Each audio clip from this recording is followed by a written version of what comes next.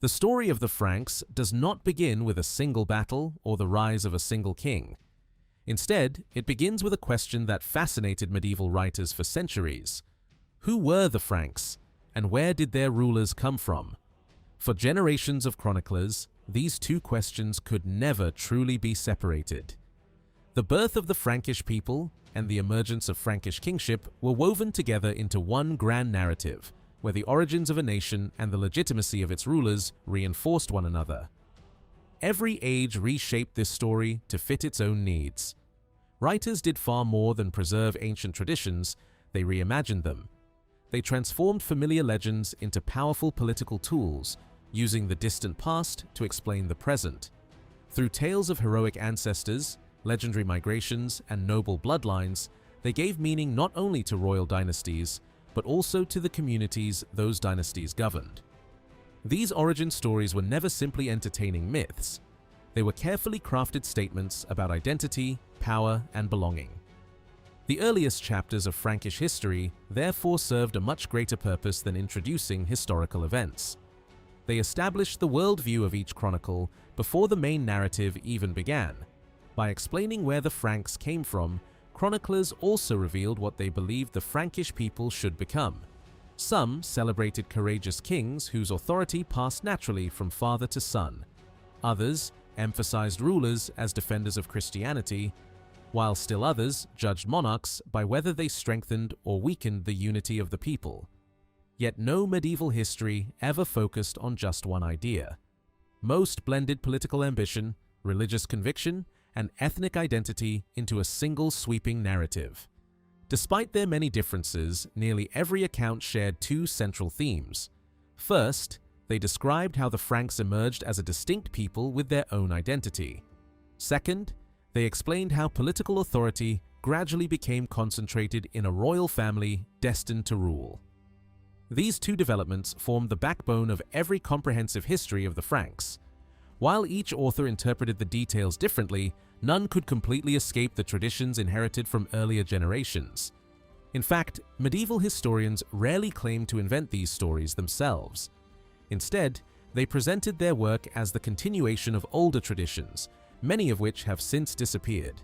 Some relied on lost written histories, while others preserved oral traditions that had circulated for generations.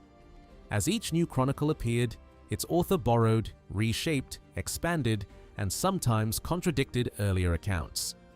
The result was not a series of isolated histories, but an ongoing conversation stretching across centuries. Because questions of origin were closely connected to ideas of legitimacy, every historian faced the same challenge. Explaining where a people came from also meant explaining why they deserved power, why their rulers possessed authority, and what role. They played in the wider story of human history. Each new version therefore carried an ideological message. Behind every migration, every legendary ancestor, and every royal genealogy lay an attempt to define the place of the Frankish world within the larger history of Europe. Yet even the boldest historians could not simply discard the past and begin again. Earlier chronicles established expectations that later writers had to respect. Revolutionary interpretations still relied upon familiar foundations. Rather than erasing older traditions, medieval authors usually revised them piece by piece. They adjusted motivations, reordered events, introduced new heroes, or emphasized different virtues, while preserving the overall framework their audiences already recognized. This gradual process of reinterpretation explains why Frankish historiography evolved through adaptation rather than replacement. Every new history became another layer built upon the old, preserving recognizable structures while introducing fresh meanings. Innovation emerged through careful revision instead of complete reinvention. Among the most famous elements of these traditions was the belief that the Franks descended from the survivors of ancient Troy. This legendary connection attracted enormous attention because it linked the Franks to one of the greatest stories of the classical world. Claiming Trojan ancestry elevated the prestige of Frankish rulers, placing them within the same heroic tradition as the founders of Rome itself. But the Trojan legend was only the opening act of a much larger narrative. Most Frankish chronicles followed a broader pattern that unfolded across three major stages. The first described the escape from ruined Troy and the formation of the Frankish people. The second focused on their encounters with the Roman world, tracing their gradual expansion into territories once controlled by the Western Roman Empire. The final stage brought the Franks into Gaul, where the Merovingian dynasty emerged and established lasting political authority. Each stage introduced its own heroes, rivals, and turning points. Although different chronicles altered details, these major episodes remained remarkably consistent across centuries. Together, they transformed the Franks from wandering refugees into conquerors, settlers, and finally, rulers of a powerful kingdom. Within these narratives, two parallel stories constantly unfolded. One traced the birth of an entire people, describing migrations, divisions, and the formation of new ethnic identities. The other followed the rise of royal authority, explaining how leadership evolved into hereditary kingship. Medieval chronicles often connected these two threads by constructing elaborate family trees that stretched from contemporary monarchs all the way back to the legendary survivors of Troy. In doing so, they gave the ruling dynasty not only a prestigious ancestry, but also an almost timeless claim to legitimacy. Some later works pushed this idea even further. They argued that successive Frankish royal families were all linked through blood, presenting the Merovingians as the first branch of a continuous royal lineage whose roots reached into the heroic age of antiquity. Such claims transformed mythology into political history, using legendary ancestry to strengthen the authority of medieval kings. For this reason, separating the history of the Frankish people from the history of their rulers is nearly impossible. Medieval authors understood that a kingdom could not exist without a people, and a people could not fully define themselves without leaders who embodied their collective destiny. Their histories blended ethnic memory, political ambition, and legendary tradition into a single narrative that explained not only how the Franks came to rule, but why they believed that rule had been destined from the very beginning. Although medieval writers approached Frankish history from different angles, they all agreed on one fundamental idea. The rise of kingship was inseparable from the rise of the Frankish people themselves. As the Franks gradually formed a distinct identity, royal authority emerged alongside it, growing naturally out of the same historical process. Yet politics and ethnicity were only part of the story. Religion would soon become an equally powerful force, transforming the relationship between rulers and the communities they governed. As Christianity spread across Gaul, the church increasingly became the institution that validated political authority. Kings were no longer judged solely by their military success or noble ancestry, but also by their role as protectors of the Christian faith. This religious dimension became especially prominent after the reign of Clovis, whose conversion reshaped the future of the Frankish kingdom. Even so, earlier pagan rulers were never erased from memory. Medieval historians continued to include them because they represented the essential first chapter in the long journey that eventually led to a Christian monarchy. The balance between these three themes, ethnic identity, royal authority, and religious legitimacy, shifted over time. Different generations emphasized different priorities depending on the political and cultural realities of their own age. Some placed the people at the center of history, others focused on the monarchy, while later writers increasingly viewed the church as the moral foundation that gave both their purpose. By the end of the medieval period, however, royal power had become the dominant lens through which Frankish history was understood. One of the most famous traditions associated with the Franks was the belief that they descended from the royal house of ancient Troy. According to later chronicles, King Priam and the survivors of the Trojan War stood at the beginning of the Frankish story, giving the dynasty an ancestry that reached back into classical antiquity. Yet, this famous legend was absent from one of the earliest and most influential histories ever written about the Franks. When Gregory of Tours composed his monumental histories during the 6th century, he made no attempt to connect the Franks to Troy. His silence was striking, especially because later generations treated the Trojan story as an essential part of Frankish identity.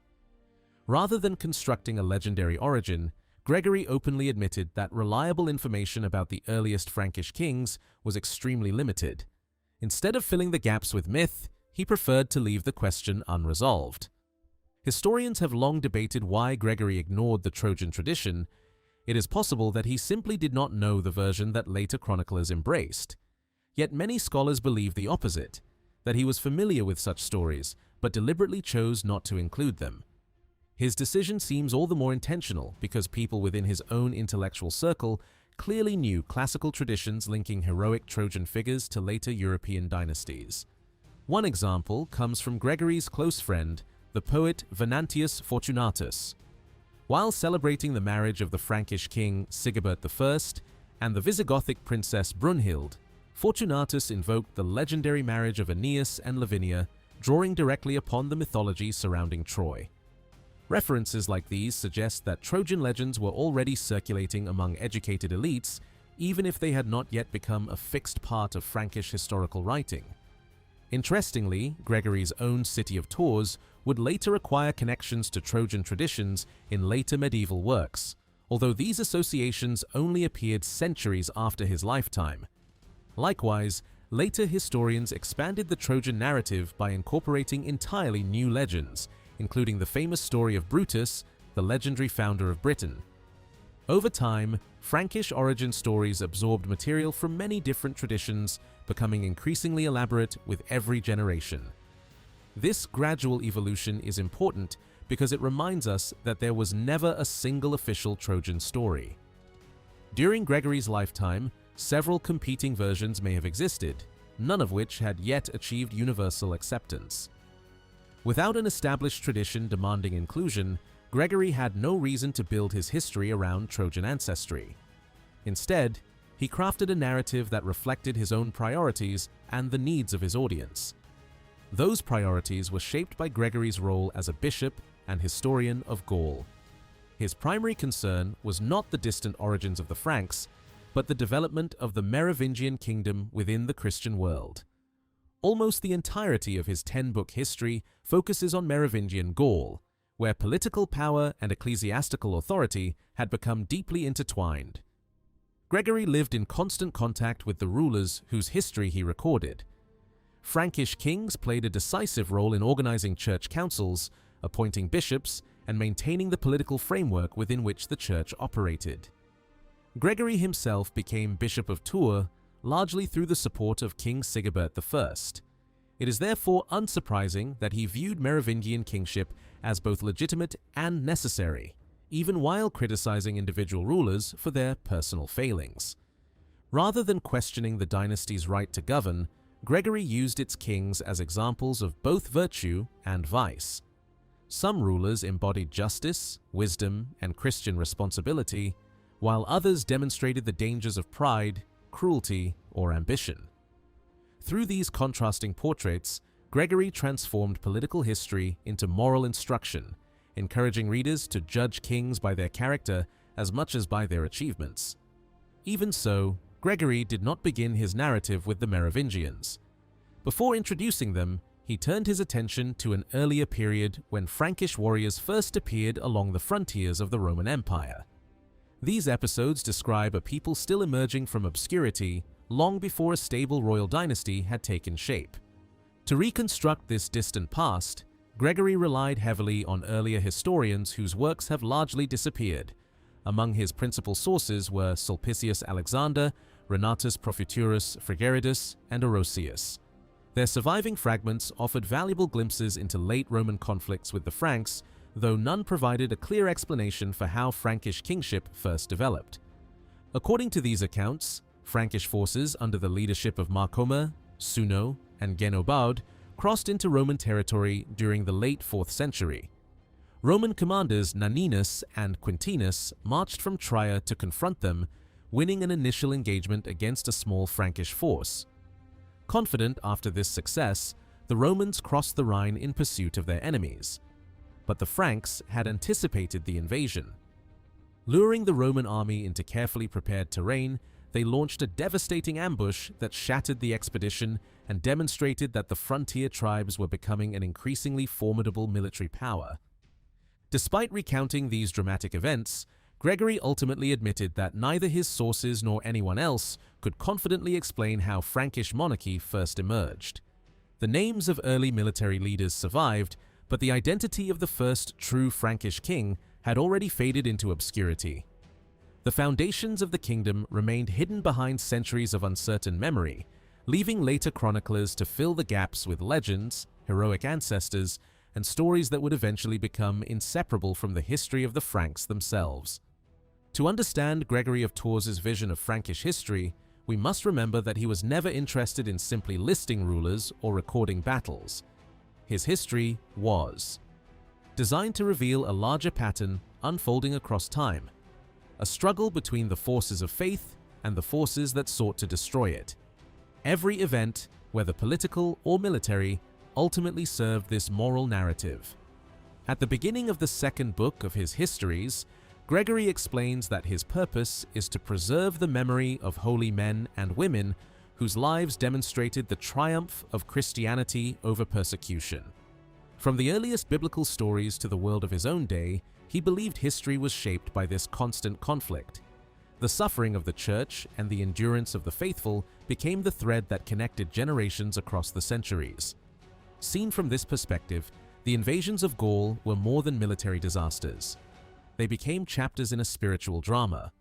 Gregory describes how Catholic communities suffered beneath the rule of heretical peoples, such as the Vandals and the Goths, before turning his attention to the terrifying arrival of the Huns from the eastern plains.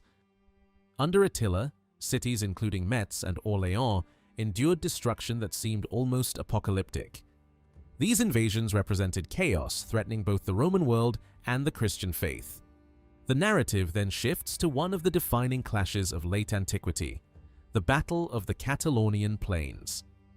Here, Gregory begins relying on earlier historians, particularly Renatus Profuturus Frigeridus, whose accounts helped bridge the story from the Hunnic invasions to the first appearance of the Franks. Rather than introducing the Franks as founders of a future kingdom, Gregory initially presents them as just another barbarian force pressing against the frontiers of Roman Gaul. This first impression is striking. Gregory does not portray the pagan Franks as a chosen people destined for greatness. Instead, they resemble the very invaders who had already brought devastation across the province. Like the Huns, they entered Gaul through violence, raiding prosperous cities and spreading fear wherever they advanced. Their leaders, Marcoma, Suno, and Yenabal, appear not as heroic ancestors, but as commanders of another dangerous frontier people. Gregory even emphasizes an unusual symbolic connection between the Franks and the Huns. Both peoples, he notes, came from the region of Pannonia. Yet Pannonia was also the birthplace of one of Christianity's greatest saints, Martin of Tours. This geographical coincidence created a fascinating contrast that Gregory subtly allowed his readers to contemplate. On one side stood Attila, remembered as the scourge of Europe, whose armies left ruin in their wake. On the other stood Martin, who journeyed from the same region to become one of Gaul's most beloved spiritual leaders. Gregory's audience would naturally wonder which path the Franks would ultimately follow. At first, the answer appeared obvious. The Franks resembled Attila far more than Martin. They crossed into Roman territory, looted cities such as Cologne and Trier, and contributed to the instability already consuming Gaul. Their arrival fit perfectly into Gregory's broader picture of repeated invasions testing both the Church and the Roman world. Yet beneath this violent beginning lay the possibility of transformation. Gregory quietly introduces a remarkable parallel. Like Martin, the Franks began as pagans in Pannonia. Like Martin, they eventually traveled westward into Gaul. Martin's journey had been one of profound spiritual conversion, carrying him from pagan origins to Christian sainthood. Gregory hints that the Franks themselves would unknowingly retrace this same path. They did not yet understand the destiny awaiting them, but history, as Gregory tells it, would eventually reveal it. This subtle comparison changes the meaning of the entire narrative. The Franks were not destined to remain destroyers forever. Their migration became the first stage in a much greater story of redemption, one that would culminate generations later with the conversion of King Clovis and the emergence of a Christian kingdom. After describing their movement into Gaul, Gregory states that the Franks settled in Thuringia, where they began selecting what he famously calls their long-haired kings. Long hair had become an important symbol of royal authority among the Merovingians, distinguishing members of the ruling family from ordinary warriors. Gregory offers little explanation, however, assuming his audience was already familiar with the tradition. Instead of clarifying the origins of these early rulers, Gregory introduces a series of puzzling details. He briefly mentions a man named Theudemir, identifying him as the son of Ritimer, before noting that both Theudemir and his mother were executed. Almost immediately afterward, the narrative turns to another figure entirely, Clodio, who appears as ruler in the region near Duisburg. The problem is that Theudemir remains almost completely unknown outside Gregory's account. Historians have attempted to identify his father with the Roman general Ricimer, a prominent military commander of the late 4th century, but the evidence remains uncertain. Gregory provides no background, no explanation, and no indication of why this family suddenly enters the story, only to disappear again moments later. Even more frustrating is Gregory's refusal to explain how these figures relate to one another. He never states whether Clodio succeeded Theudemir, belonged to the same dynasty, or even ruled the same people. Each king appears almost in isolation, disconnected from the others. The narrative offers names without genealogy and rulers without clearly defined succession. The same uncertainty surrounds Merovec, the legendary founder of the Merovingian dynasty. Gregory acknowledges that some believed Merovec belonged to Clodio's family, yet he carefully avoids endorsing the claim himself. Rather than presenting a continuous royal lineage, he openly leaves the relationship unresolved. This reluctance appears deliberate. Gregory clearly possessed opportunities to embellish the ancestry of the Merovingian kings, yet he consistently resisted doing so. Had he emphasized elaborate family trees stretching into the distant past, attention would have shifted away from what mattered most to his narrative, the transformation of a pagan warrior people into defenders of Christianity. For Gregory, genealogy was secondary to spiritual history. Clodio and even Merovec function primarily as stepping stones leading toward the figure who truly mattered, Childeric, father of Clovis. Their importance lies less in who they were than in the role they played in moving history toward its decisive turning point. When Childeric finally enters the story, Gregory treats his reign almost as the beginning of a new chapter. Before introducing him fully, Gregory pauses to describe the Franks as rough pagans and then shifts attention to one of the last great Roman commanders in Gaul, Aegidius. Aegidius ruled the Roman enclave centered on Soissons after the collapse of imperial authority in the west. Commanding both Roman and Frankish troops, he occupied an unusual position between two worlds. Gregory even claims that Aegidius temporarily drove Childeric from power because of the king's immoral behavior, particularly his pursuit of other men's wives. According to Gregory, Childeric spent 8 years in exile among the Thuringians before eventually returning to reclaim his throne. Yet even his restoration owes little to personal redemption. Instead, Gregory credits political maneuvering by Childeric's supporters rather than any improvement in his character. The future father of Clovis is therefore introduced not as an ideal ruler, but as a deeply flawed man whose weaknesses nearly cost him his kingdom. Gregory adds another layer of embarrassment by describing Childeric's marriage to Basina, the former wife of the Thuringian king Bisinus, who had offered him refuge during exile. Rather than creating the image of a noble founder, Gregory paints a portrait of a ruler whose career was marked by scandal, political dependence, and questionable personal conduct. This treatment becomes even more intriguing when viewed alongside Gregory's famous comparison between Clovis and the Roman Emperor Constantine. Throughout the histories, Clovis emerges as a new Constantine, the pagan ruler whose conversion transformed an entire kingdom. If Clovis represented Constantine, then Gregory may have intended Childeric to mirror Constantine's great opposite, the Emperor Diocletian. Diocletian occupied a notorious place in Christian memory as one of the greatest persecutors of the early church. Gregory briefly recounts his brutal campaigns against Christians and the martyrdom of Bishop Quirinus, presenting him as the embodiment of imperial hostility toward the faith. Immediately afterward, however, Gregory shifts to the reign of Constantine, whose rule witnessed both the discovery of the true cross and the birth of Martin of Tours, the saint who would become the spiritual light of Gaul. The contrast is unmistakable. One emperor symbolizes persecution, while the other represents salvation and renewal. Gregory structures these episodes deliberately, guiding readers from darkness into light. When this pattern is applied to Frankish history, Childeric naturally occupies the place of the flawed pagan predecessor whose reign prepares the way for something far greater. His son Clovis becomes the ruler who finally brings the Franks into the Christian world, completing the same dramatic transition that Constantine had accomplished centuries earlier within the Roman Empire. Seen as a whole, Gregory's history follows a carefully constructed rhythm. Long periods of violence, persecution, and pagan rule gradually give way to conversion, divine favor, and Christian kingship. The Franks begin their story looking like another destructive barbarian people, but through the reign of Clovis, they are transformed into the chosen defenders of Catholic Gaul.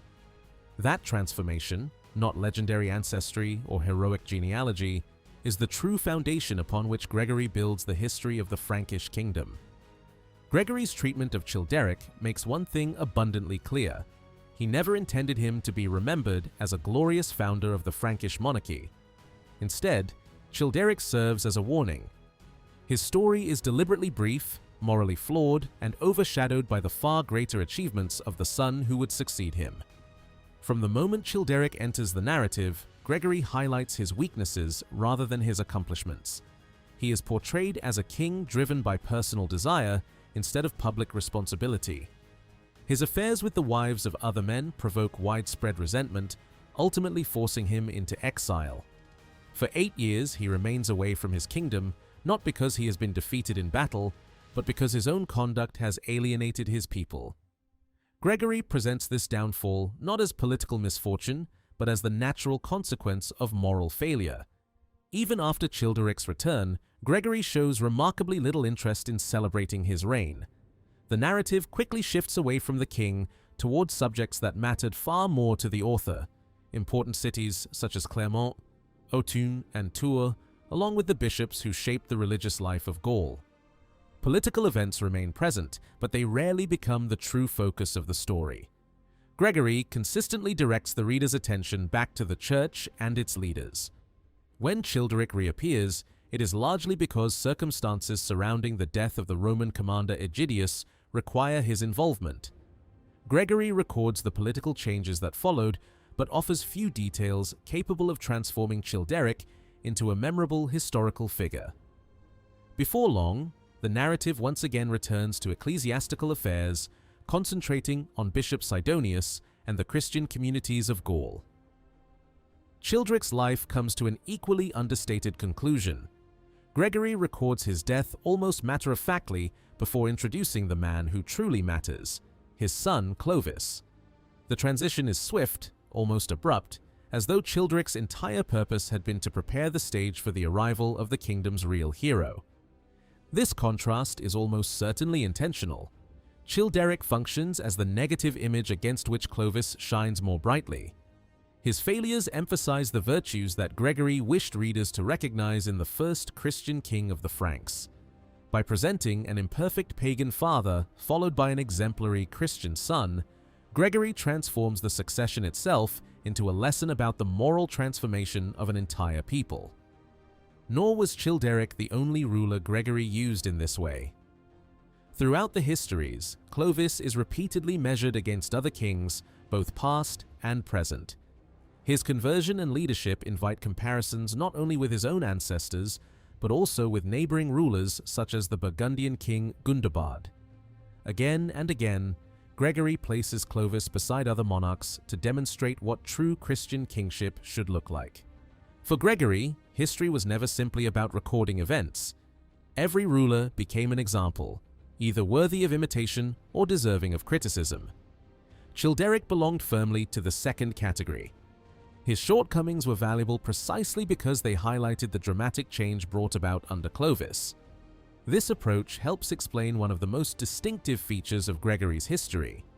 his refusal to provide a detailed legend about the origins of the Franks. Modern historians have described this strategy as an anti-origin story. Instead of constructing a grand myth explaining where the Franks came from, Gregory deliberately avoids the subject. His silence was not the result of ignorance. Rather, it reflected the priorities of his entire work. The Histories was never intended to celebrate the Franks as an ethnic group or to glorify the Merovingian dynasty for its own sake. Gregory's true subject was Christian Gaul. Kings mattered because they influenced the church, protected or endangered the faith, and shaped the religious destiny of the kingdom. Within such a framework, elaborate legends about Trojan princes offered little value. In fact, they created several problems. Above all, they rested upon pagan mythology. Gregory interpreted history through the Bible, seeing divine providence rather than classical legend as the force directing human events. A genealogy beginning with heroes of the Trojan War simply did not fit that worldview. The Trojan tradition also promoted a different understanding of identity. It emphasized shared ancestry and ethnic descent, whereas Gregory increasingly defined community through Christianity. In his eyes, what united the people of Gaul was not a legendary bloodline stretching back to antiquity, but their common faith. The church, rather than heroic ancestors, provided the true foundation of society. For these reasons, Gregory chose not to incorporate the Trojan legend into his history. Yet later generations made a very different decision. Over the centuries, the story of Troy became one of the most influential narratives in medieval Europe. Writers across the continent returned again and again to the dramatic fall of the ancient city, treating it as the starting point for the histories of kingdoms, peoples, and dynasties. The destruction of Troy symbolized both catastrophe and new beginnings, making it an ideal foundation for stories of migration and nation-building. Its appeal extended far beyond the history of the Franks. Medieval authors drew upon Trojan imagery to interpret events that reshaped the world around them, from the Visigothic sack of Rome in 410 to the Muslim conquest of Spain centuries later. Troy became a universal language through which political upheaval could be understood.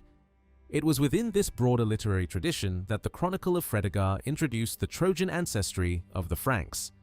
Unlike Gregory, Fredegar embraced the legend and wove it directly into his account of Frankish beginnings. The Trojan narrative appears early in the Chronicle and is revisited repeatedly, becoming one of the defining elements of Frankish historical memory. Even so, Fredegar's primary concern was not yet the Merovingian dynasty itself. His attention remained focused on explaining how the Frankish people first came into existence. The rise of kingship appears as an important consequence of ethnic formation rather than the central subject of the narrative. In other words, the people came first, and their monarchy developed naturally afterward. This emphasis reflected Fredegar's broader view of the contemporary Merovingian rulers. Rather than constructing a purely dynastic history, he sought to explain how an entire nation emerged and eventually produced kings worthy of governing it. Yet the Trojan story carried a political message that reached far beyond questions of ancestry. By claiming descent from the survivors of Troy, the Franks placed themselves alongside the Romans, whose own founding myths also traced their origins to Trojan refugees through Aeneas. The implication was unmistakable. If Rome itself claimed Trojan ancestors, and if the Franks shared that same heroic beginning, then the Franks could present themselves not as foreign conquerors, but as legitimate heirs to the Roman world. Their expansion into former Roman territories was no longer simple conquest. It became the rightful inheritance of a people whose roots were every bit as ancient and prestigious as those of Rome itself. Through this brilliant act of historical imagination, Fredegar transformed mythology into political ideology. The Trojan legend did more than explain where the Franks came from. It justified why they ruled, why their kingdom had replaced the Roman Empire in the West, and why their authority deserved to be accepted as the continuation of Rome's own imperial legacy. Fredegar's version of Frankish origins begins where one of the greatest stories of classical antiquity comes to an end. As Troy falls in flames and its heroes scatter across the world, Fredegar interrupts the familiar tale and introduces an entirely new destination for the survivors, Instead of allowing the Trojan refugees to disappear into legend, he transforms them into the ancestors of an emerging European people, the Franks. Drawing from the Chronicle of Jerome, Fredegar first retells the traditional account of the Trojan War. King Priam, whose conflict with the Greeks led to a decade of bloodshed, watches his city collapse despite the desperate efforts of allies such as Memnon and the Amazons. Up to this point, the narrative closely follows established tradition. Then, at the moment Troy disappears from history, Fredegar dramatically changes direction. He announces that what follows is the beginning of the Frankish people. According to his account, Priam himself becomes the first ruler in the ancestral line of the Franks. After his death, leadership passes to Frigga, who gathers a large group of Trojan survivors and leads them on a long migration across Europe. Their journey finally ends between the Danube and the Rhine, where they establish a new homeland under another leader named Francio. For a time, these settlers live under Roman authority. Eventually, however, they rise in rebellion, cast off Roman control, and reclaim their independence. From that moment onward, Fredegar proudly declares the Franks would never again submit to foreign domination. Their history is therefore presented not as one of conquest alone, but of liberation, a people destined to rule themselves. Although Frigga appears repeatedly during this early narrative, his role is surprisingly limited. He exists less as a fully developed historical figure than as a symbolic bridge linking fallen Troy to the future Frankish nation. Once this connection has been established, the story moves forward toward new generations. Fredegar revisits the Trojan legend once again in the opening chapters of the third book of his chronicle. This second version differs in several important ways and demonstrates that the author was not simply copying earlier traditions but actively reshaping them. The destruction of Troy remains the starting point, but the surviving refugees now divide into separate groups. One travels toward Macedonia, while another follows Frigga to the banks of the Danube. There the migrants divide yet again, and from this second separation, two entirely new peoples emerge. One branch becomes the Turks under the leadership of Torquath, the other becomes the Franks under Francio. With this simple narrative device, Fredegar creates a family tree not merely for one nation, but for multiple peoples. Ethnic identity itself becomes the central theme of the story. The migrations are important because they explain how recognizable nations came into existence, each defined by its own legendary founder. Only after these peoples have taken shape does Fredegar briefly turn his attention to political leadership. He remarks that, from this point onward, the Franks were governed by military leaders known as duces. The statement is surprisingly concise, yet it carries enormous significance because it postpones the appearance of hereditary kingship. The Franks exist first as a people, only later do kings emerge among them. This sequence reveals what Fredegar considered most important. His primary objective was not to establish an uninterrupted royal genealogy, but to explain how the Frankish nation itself came into being. Figures such as Priam, Frigga, and Francio function mainly as symbolic ancestors whose names give identity to entire peoples rather than as complex historical personalities. Francio, in particular, occupies a unique position.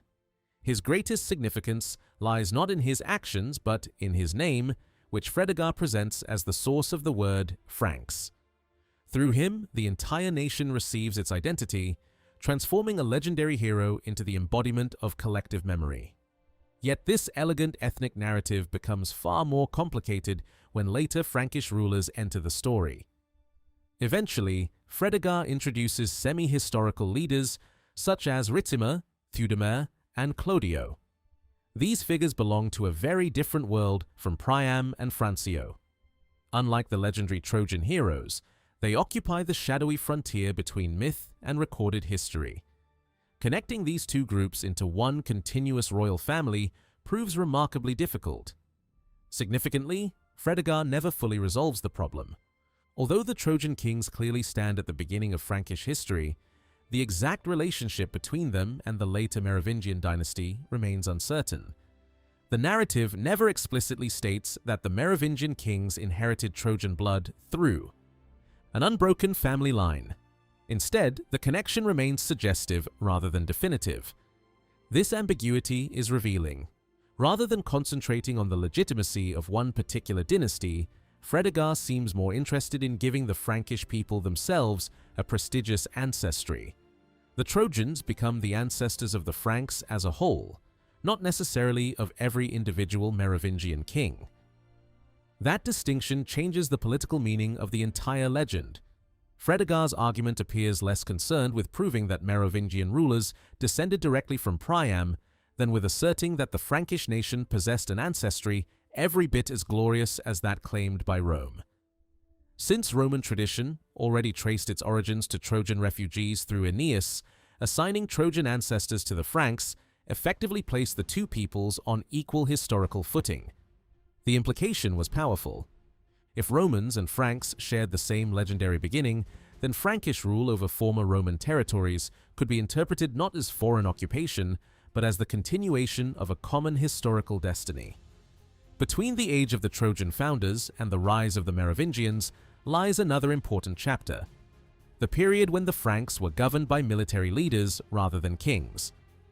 Here Fredegar borrows much of his material from Gregory of Tours, yet he reshapes it to fit his own narrative.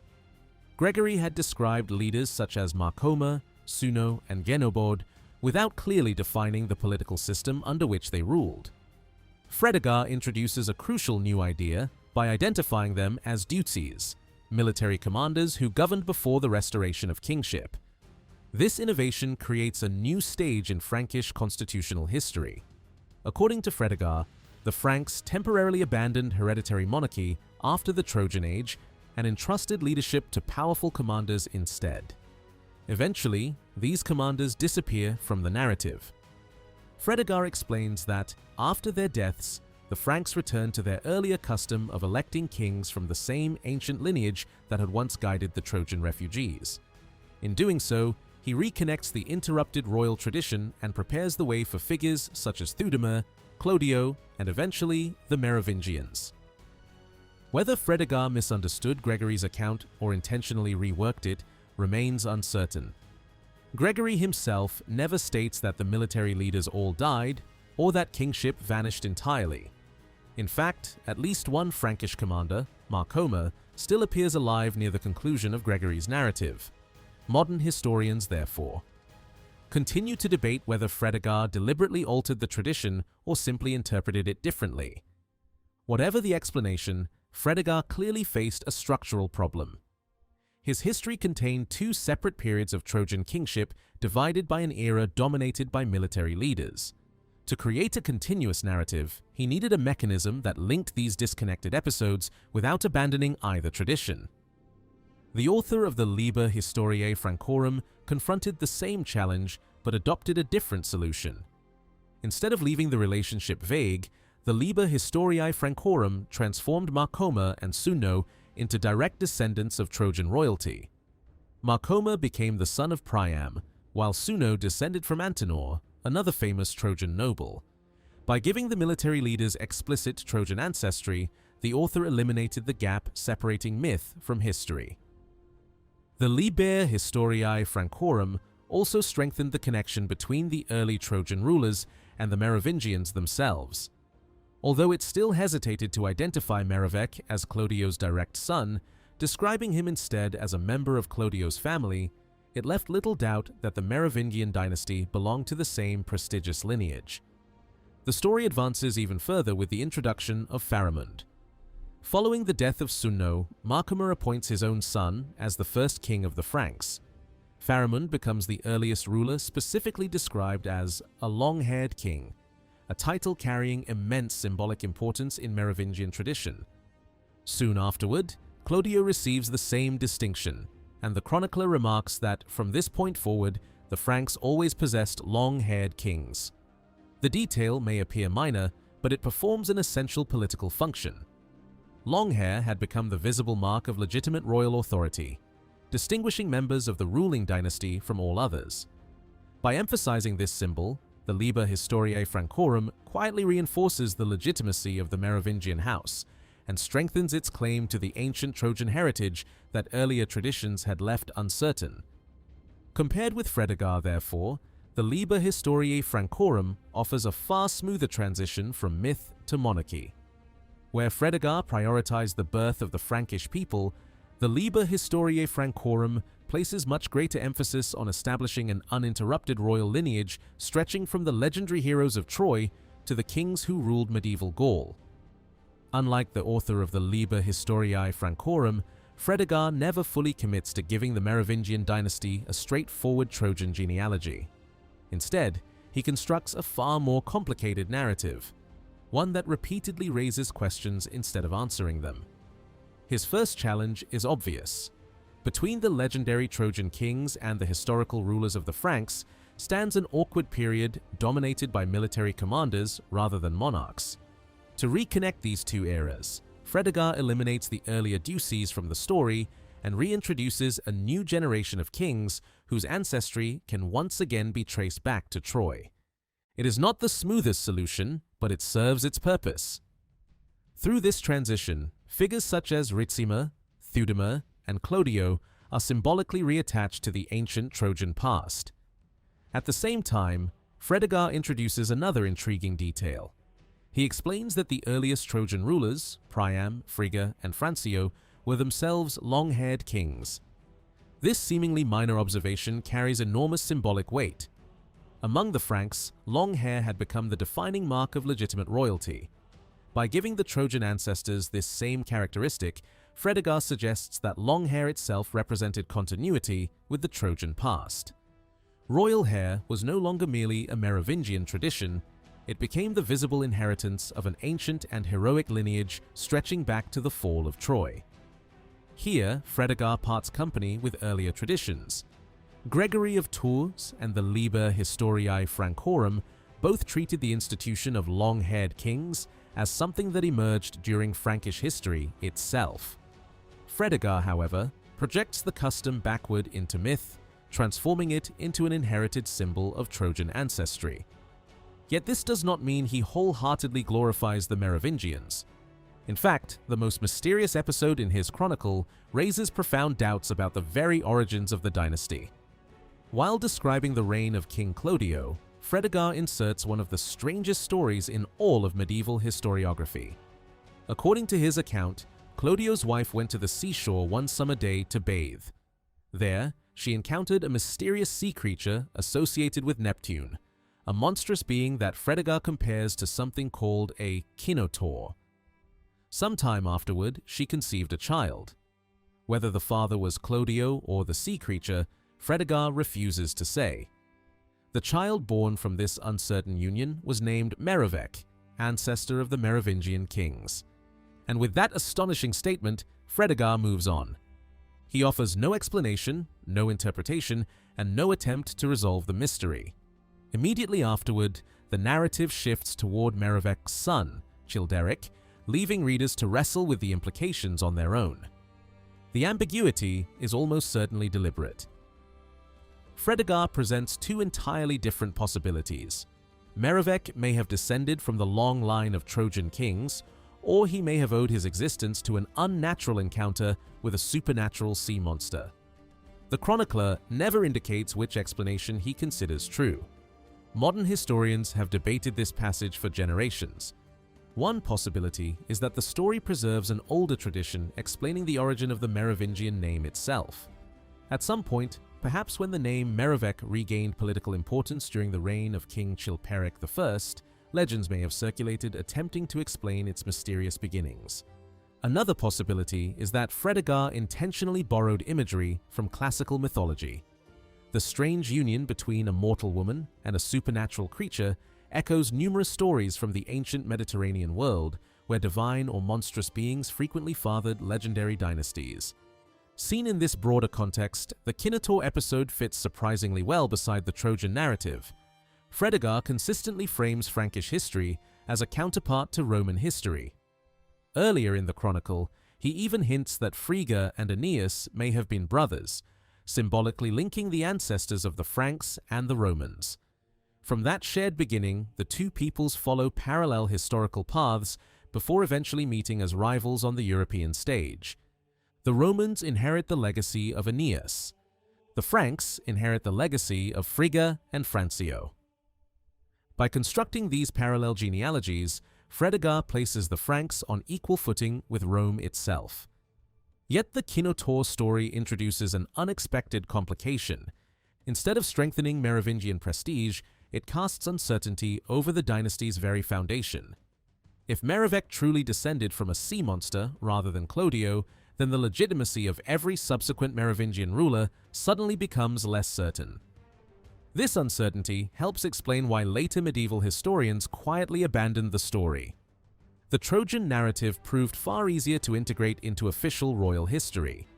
It offered noble ancestry, heroic origins, and classical prestige. The Kinotaur legend, by contrast, carried uncomfortable pagan overtones and introduced awkward questions about illegitimate birth. Rather than attempt to reconcile the two traditions, later chroniclers overwhelmingly chose the Trojan version and allowed the sea monster to disappear from historical memory. Even those writers who accepted some uncertainty surrounding Merovec generally avoided Fredegar's supernatural explanation. The Liber Historiae Francorum, for example, simply states that Merovec belonged to Clodio's family, leaving the exact relationship deliberately vague.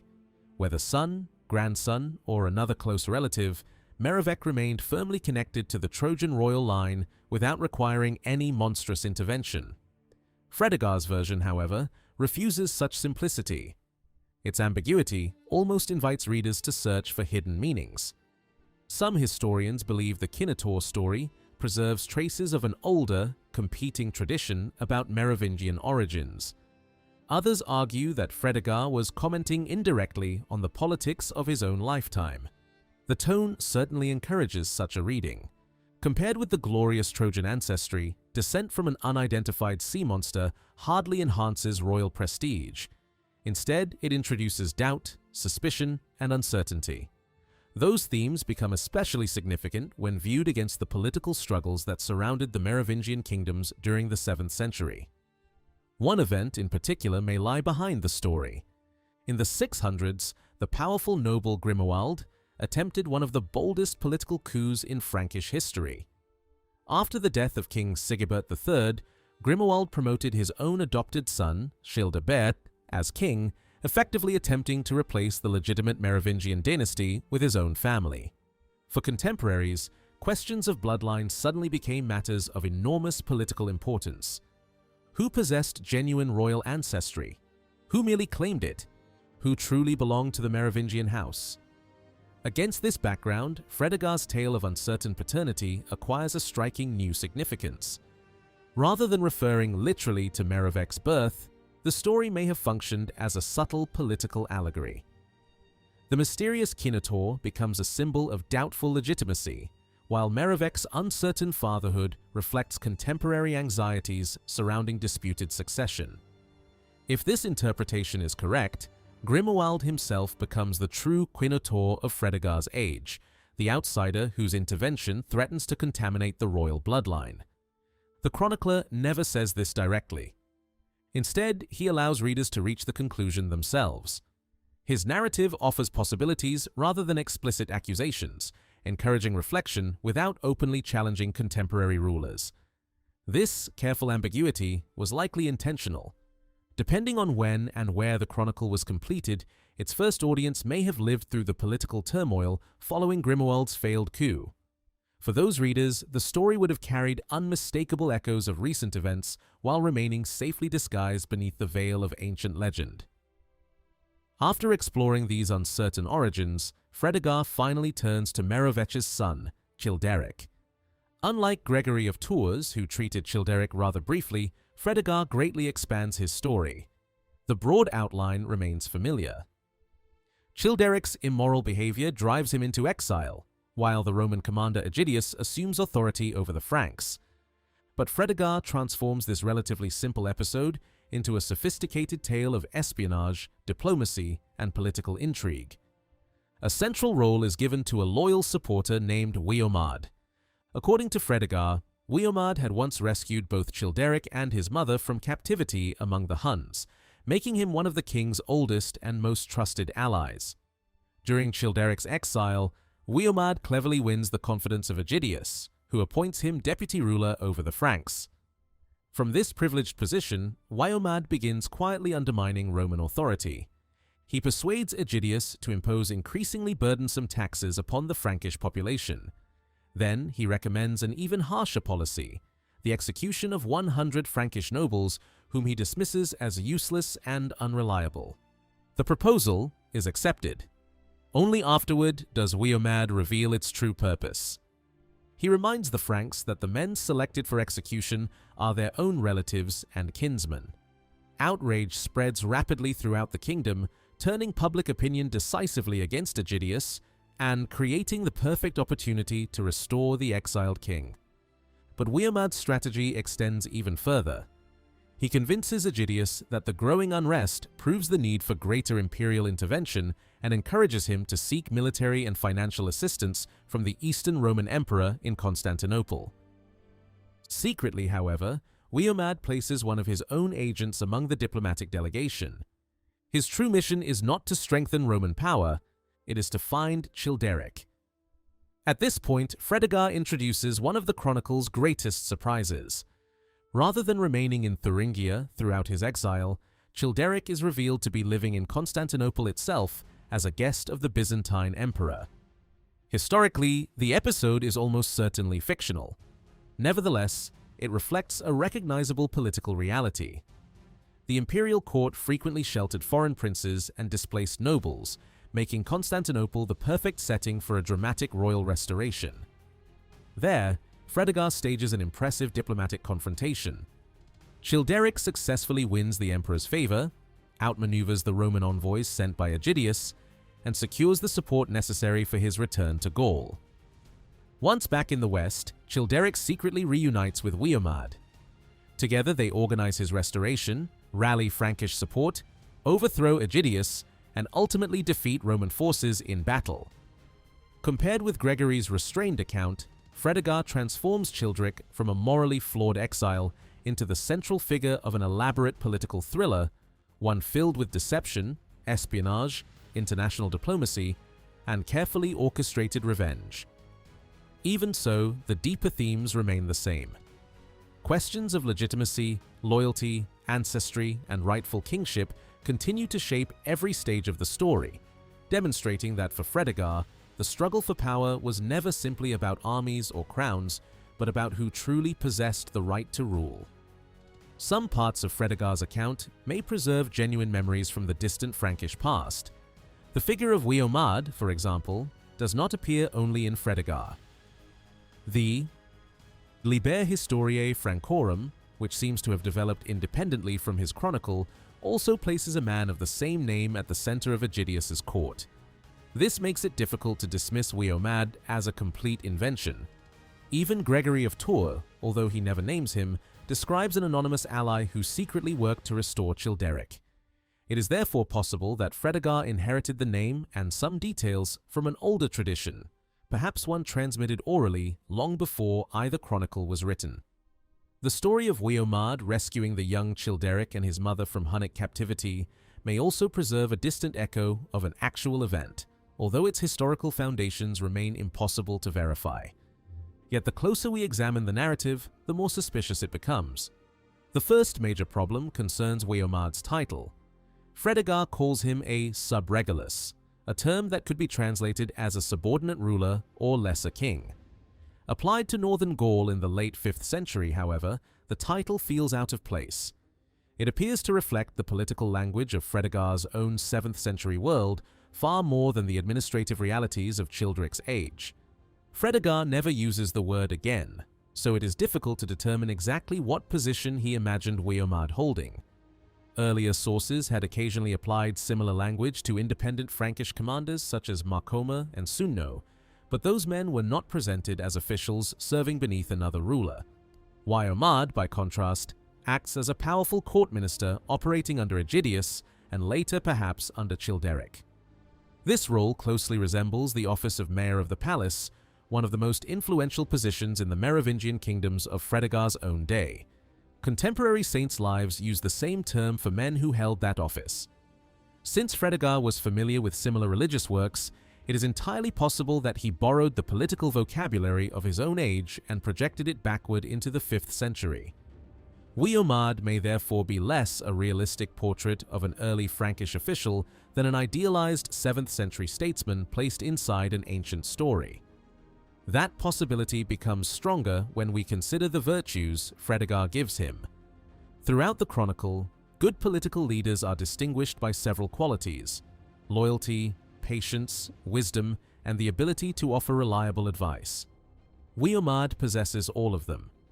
He remains more devoted to Childeric than anyone else, patiently spends years working beneath the king's enemy, and uses careful strategy rather than brute force to restore his rightful ruler. In fact, Wiomard often appears more impressive than Childeric himself. Childeric creates the crisis through his own misconduct. Wiomard resolves it. Childeric loses the throne. Wiomard develops the plan that wins it back. Childeric waits in exile. Wiomard manipulates the political situation in Gaul, influences Aegidius, turns the Franks against Roman rule, organizes secret communications, and prepares the king's return. The real driving force of the story is therefore not royal heroism, but intelligent counsel. This was a deeply relevant lesson in the 7th century. Merovingian kings frequently depended on powerful advisors, palace officials, queens, and aristocratic families to maintain political stability. A ruler who ignored wise counsel could easily lose control of his kingdom. A loyal minister, on the other hand, could preserve both dynasty and realm during periods of crisis. Fredegar's description of Wiomard strongly resembles his portrayal of another major political figure, Aegar, who served the Merovingian royal family in the 7th century. Aegar is praised for his prudence, patience, and devotion. During the minority of the young Clovis II, he supported Queen Nanthild and acted as protector and guide to the royal household. The resemblance is difficult to overlook. Wiomard protects Childeric and his mother from danger, just as Aegar later defended a vulnerable queen and prince. Both men demonstrate patience during political uncertainty. Both place loyalty above personal ambition. Most importantly, both preserve the monarchy through their advice. Fredegar may therefore have constructed the Wiomard episode as a political lesson for his own audience. The story teaches that royal power does not survive through bloodline alone. Kings need trustworthy servants, experienced advisors, and men willing to place dynastic stability above their own advancement. The rulers surrounding Wiomard also resemble figures from Fredegar's contemporary world. Childeric's uncontrolled appetite recalls the sexual scandals associated with King Dagobert I, while Aegidius's aggressive seizure of wealth resembles the behavior of rulers who abused aristocratic property. These parallels suggest that the episode was never intended merely as a reconstruction of 5th century history. It was also a mirror held up to 7th century politics. The same principle applies to Childeric's supposed adventure in Constantinople. Fredegar alone describes the exiled king appearing at the Eastern imperial court, defeating Aegidius's representatives in a diplomatic contest and securing imperial support for his restoration. This dramatic scene was largely ignored by later historians. One reason is that Aymoin of Fleury, writing in the 10th century, chose not to preserve it in his influential History of the Franks. Aymoin knew Fredegar's work and used it repeatedly, so the omission was almost certainly deliberate. When Fredegar and the Liber Historiae Francorum offered conflicting accounts, Aymoin often preferred the simpler version associated with Gregory's historical tradition. As a result, the Constantinople episode failed to pass through one of the most important channels by which early Frankish legends entered later medieval historiography. Its disappearance is understandable. The scene is dramatic, but historically it creates more problems than it solves. Childeric's sudden presence in Constantinople is never properly prepared. The emperor's involvement is strangely convenient. The diplomatic victory functions more like a literary turning point than a credible record of international politics. This does not mean contact between Childeric and the Eastern Roman Empire was impossible. When his famous tomb was uncovered at Tournai in 1653, it contained coins struck during the reign of the Eastern Emperor Marcian. At first glance, such objects might appear to support the idea that Childeric had connections with Constantinople, But burial evidence must be interpreted carefully. The tomb was not simply a collection of Childeric's personal belongings. Funerary objects were deliberately selected to communicate a message. The person responsible for arranging the burial, probably Clovis or members of his circle, used those objects to construct an image of royal authority. Eastern coins could therefore symbolize Roman legitimacy without proving that Childeric had personally visited the imperial capital. They may have circulated in the West, been obtained through military service, diplomacy, trade, or gift exchange, and then been placed in the tomb for ideological reasons. The burial was a political statement. Its contents presented Childeric as a ruler connected to both Frankish military tradition and the prestige of Rome. Yet they tell us very little about the exact nature of his relationship with the Eastern Emperor. Fredegar's Constantinople narrative was probably created for a similar symbolic purpose. One especially curious detail is his identification of the emperor as Maurice. Historically, this is impossible. Maurice ruled more than a century after Childeric. The ruler Fredegar perhaps intended was Marcian, whose name sounded somewhat similar and whose reign belonged to the correct historical period. A simple mistake is certainly possible. Yet such an error remains surprising because Fredegar was unusually well informed about events beyond the Frankish kingdoms. His geographical and political horizon was far broader than Gregory of Tours. Gregory occasionally displayed only a limited understanding of the Eastern Mediterranean, even placing major cities in the wrong regions. Fredegar, in contrast, showed awareness of diplomacy and warfare stretching across Byzantium, Persia, Central Asia, and the emerging Islamic world. He was among the earliest Western writers to mention the peoples later known as the Gökturks. He also recorded Muslim victories over the Byzantine Empire at a remarkably early stage. His chronicle reveals a writer fascinated by international affairs and capable of following events far beyond Gaul. For such an author to confuse two emperors central to his own Frankish narrative is therefore unusual. This raises the possibility that the identification of Maurice was not merely careless chronology. The emperor may have been chosen because he carried particular associations for Fredegar's 7th century audience. Maurice belonged to a more recent Byzantine past and was remembered through political stories involving imperial legitimacy, rebellion, exile, and dynastic collapse. If so, the Constantinople episode should not be read as a literal account of Childeric's movements. It may instead be another example of Fredegar using early Frankish history as a stage upon which the political anxieties of his own century could be explored. By placing Childeric before an Eastern emperor, he elevated the Frankish king's restoration into an international drama of legitimacy. Roman authority did not simply tolerate his return, it appeared to confirm it. The episode therefore accomplished something more important than historical accuracy. It transformed Childeric from a disgraced exile into a ruler whose claims survived judgment at the greatest imperial court in the Christian world. With Wiomard's loyalty, Frankish approval, and imperial recognition all supporting him, his return became more than the recovery of a lost throne. It became the restoration of legitimate order. Fredegar's version of the story is thus best understood as political literature rather than straightforward biography. Beneath its ancient setting lies a 7th century meditation on kingship. It asks what preserves a dynasty during crisis, what separates a rightful ruler from a usurper, and how royal authority depends on the loyalty and judgment of those who stand closest to the throne. Childeric may wear the crown, but Wiomad embodies the virtues that save it. The story of Childeric's exile carries a deeper political message than it first appears. One clue is the enormous payment of 50,000 soldi. This was not a random number. Decades later, the Byzantine Emperor Maurice granted the exact same sum to the Frankish king Childebert II, hoping to persuade the Franks to invade Italy and drive out the newly established Lombards. The parallel is striking. Rather than preserving an authentic memory of the 5th century, the chronicler appears to be reshaping Childeric's story through the lens of events that unfolded in his own era. The narrative may also echo another famous episode involving Byzantine diplomacy. During the reign of Maurice, the imperial court backed the Merovingian pretender Gundovald, sending him west with lavish gifts and financial support in an attempt to challenge the existing political order in Gaul. Although historians still debate exactly when Gundobad left Constantinople, his mission took place around the transition from Emperor Tiberius II to Maurice in 582. If Maurice truly invested such a vast fortune in Gundobad's ambitions, as several scholars have argued, it demonstrates that the Byzantine Empire was willing to intervene directly in Frankish affairs whenever it saw an opportunity to shape the balance of power.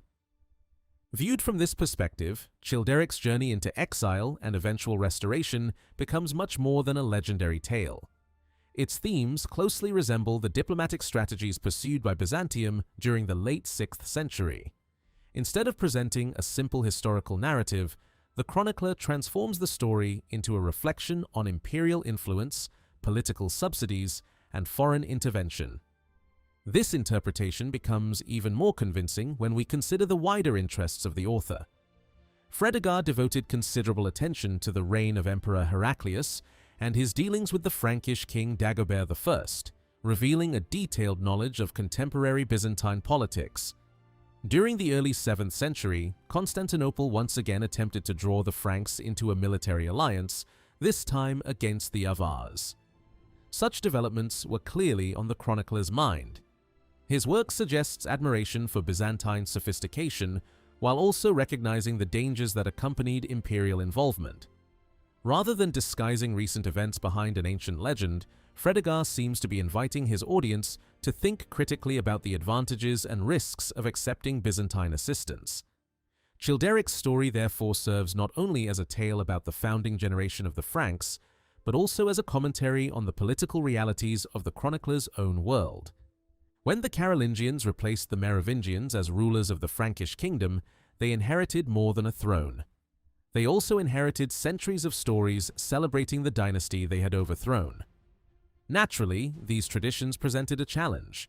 A new ruling family needed its own narrative of legitimacy, and that meant reshaping the past. One of the clearest examples appears in Einhard's Life of Charlemagne. There, the final Merovingian kings are portrayed as little more than powerless figureheads. According to Einhard, they possessed nothing except an empty royal title, while real authority had long since slipped into the hands of others. Although the last Merovingian king, Childeric III, genuinely exercised little independent power, Einhard extended this picture backwards, suggesting that the entire dynasty had been declining for generations. This was no accident.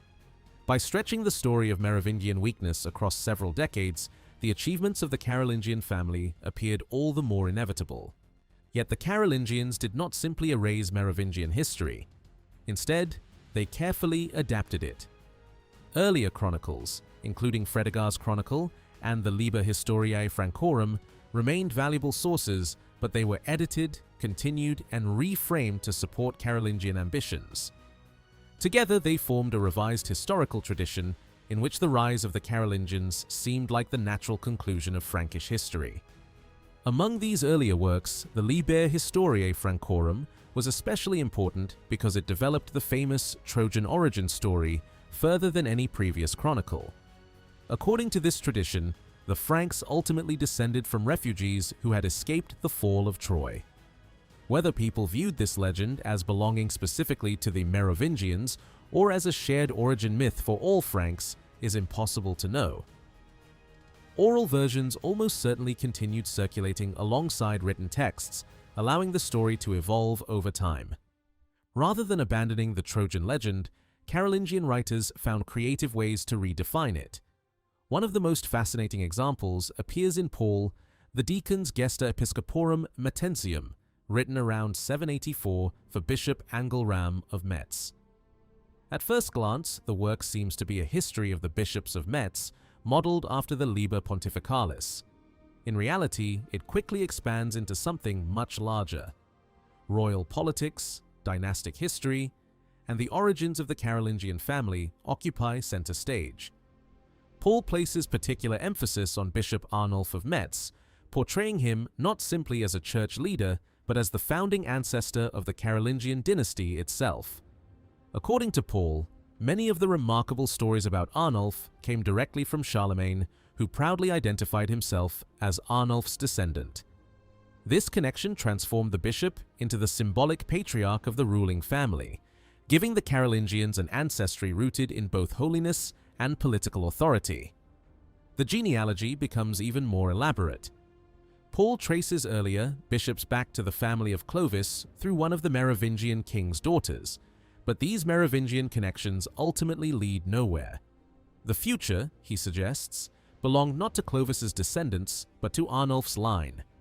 It is the Carolingian family, not the Merovingians, that emerges as the true continuation of Frankish greatness. Paul reinforces this message through an unexpected twist on the Trojan legend. Arnulf's younger son, Ansegisel, is deliberately linked with Anchises, the father of Aeneas. Since Aeneas was the legendary Trojan hero who escaped the destruction of Troy and journeyed west, this comparison subtly connected the Carolingians themselves to the prestigious Trojan tradition. Instead of allowing the Merovingians to monopolize the ancient myth, Paul skillfully redirected its symbolic power toward the new ruling dynasty. In doing so, he accomplished something remarkable. The Trojan origin story no longer existed merely to explain where the Franks had come from.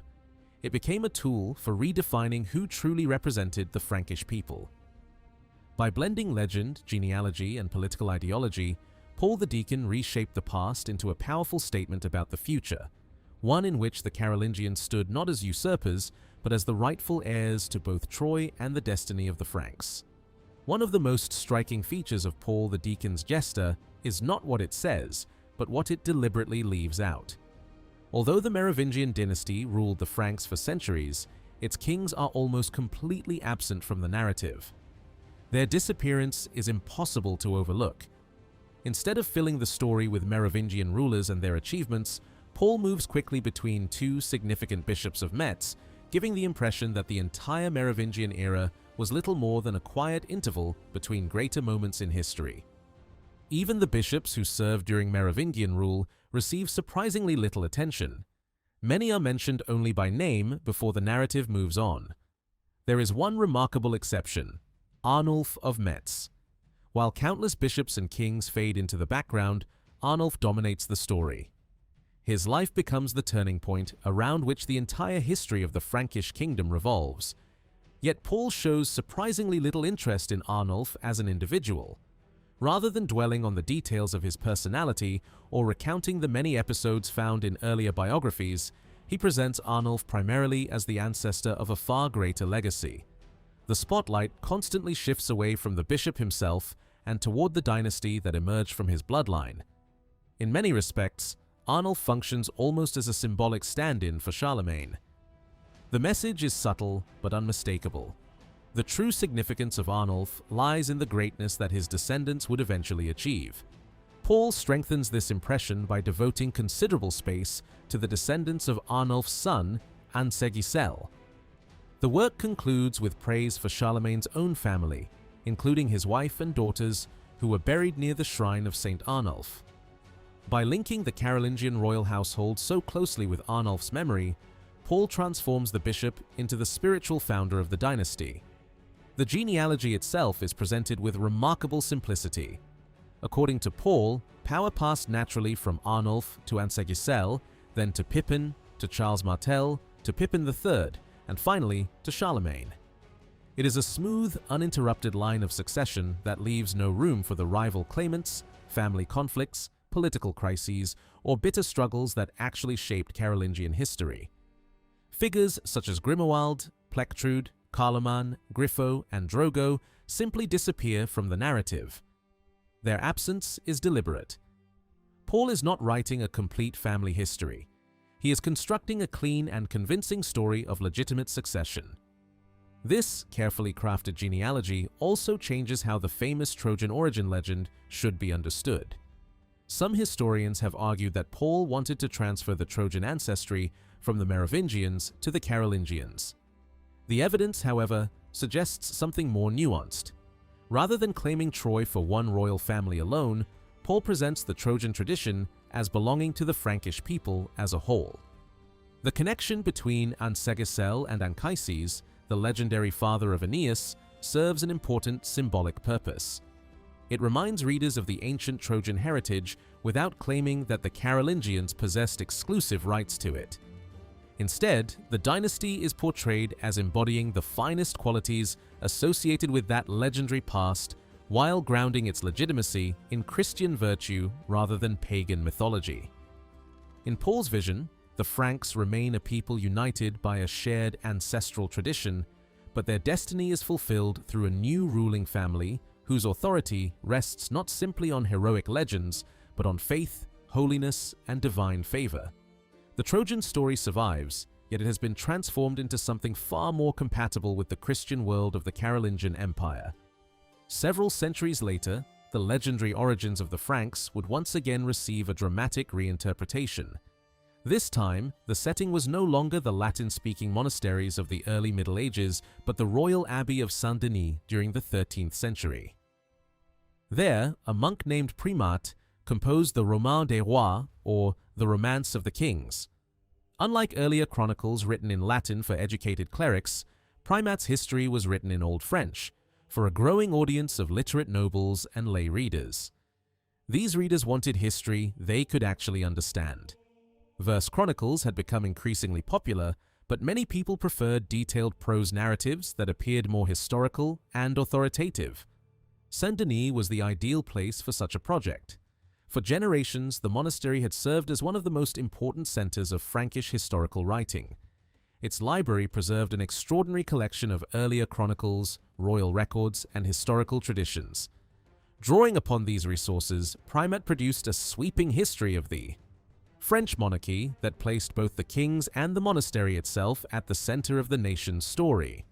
At the very beginning of his work, Primat explains why he believed the project was necessary. Many people, he says, questioned the ancestry of the kings of France. They wanted to know where the royal family had come from and what lineage truly justified its authority. Whether Primat was commissioned directly by King Louis IX or by the powerful abbot of Saint-Denis remains uncertain, but his work clearly reflects a desire to reinforce the prestige and legitimacy of the French monarchy.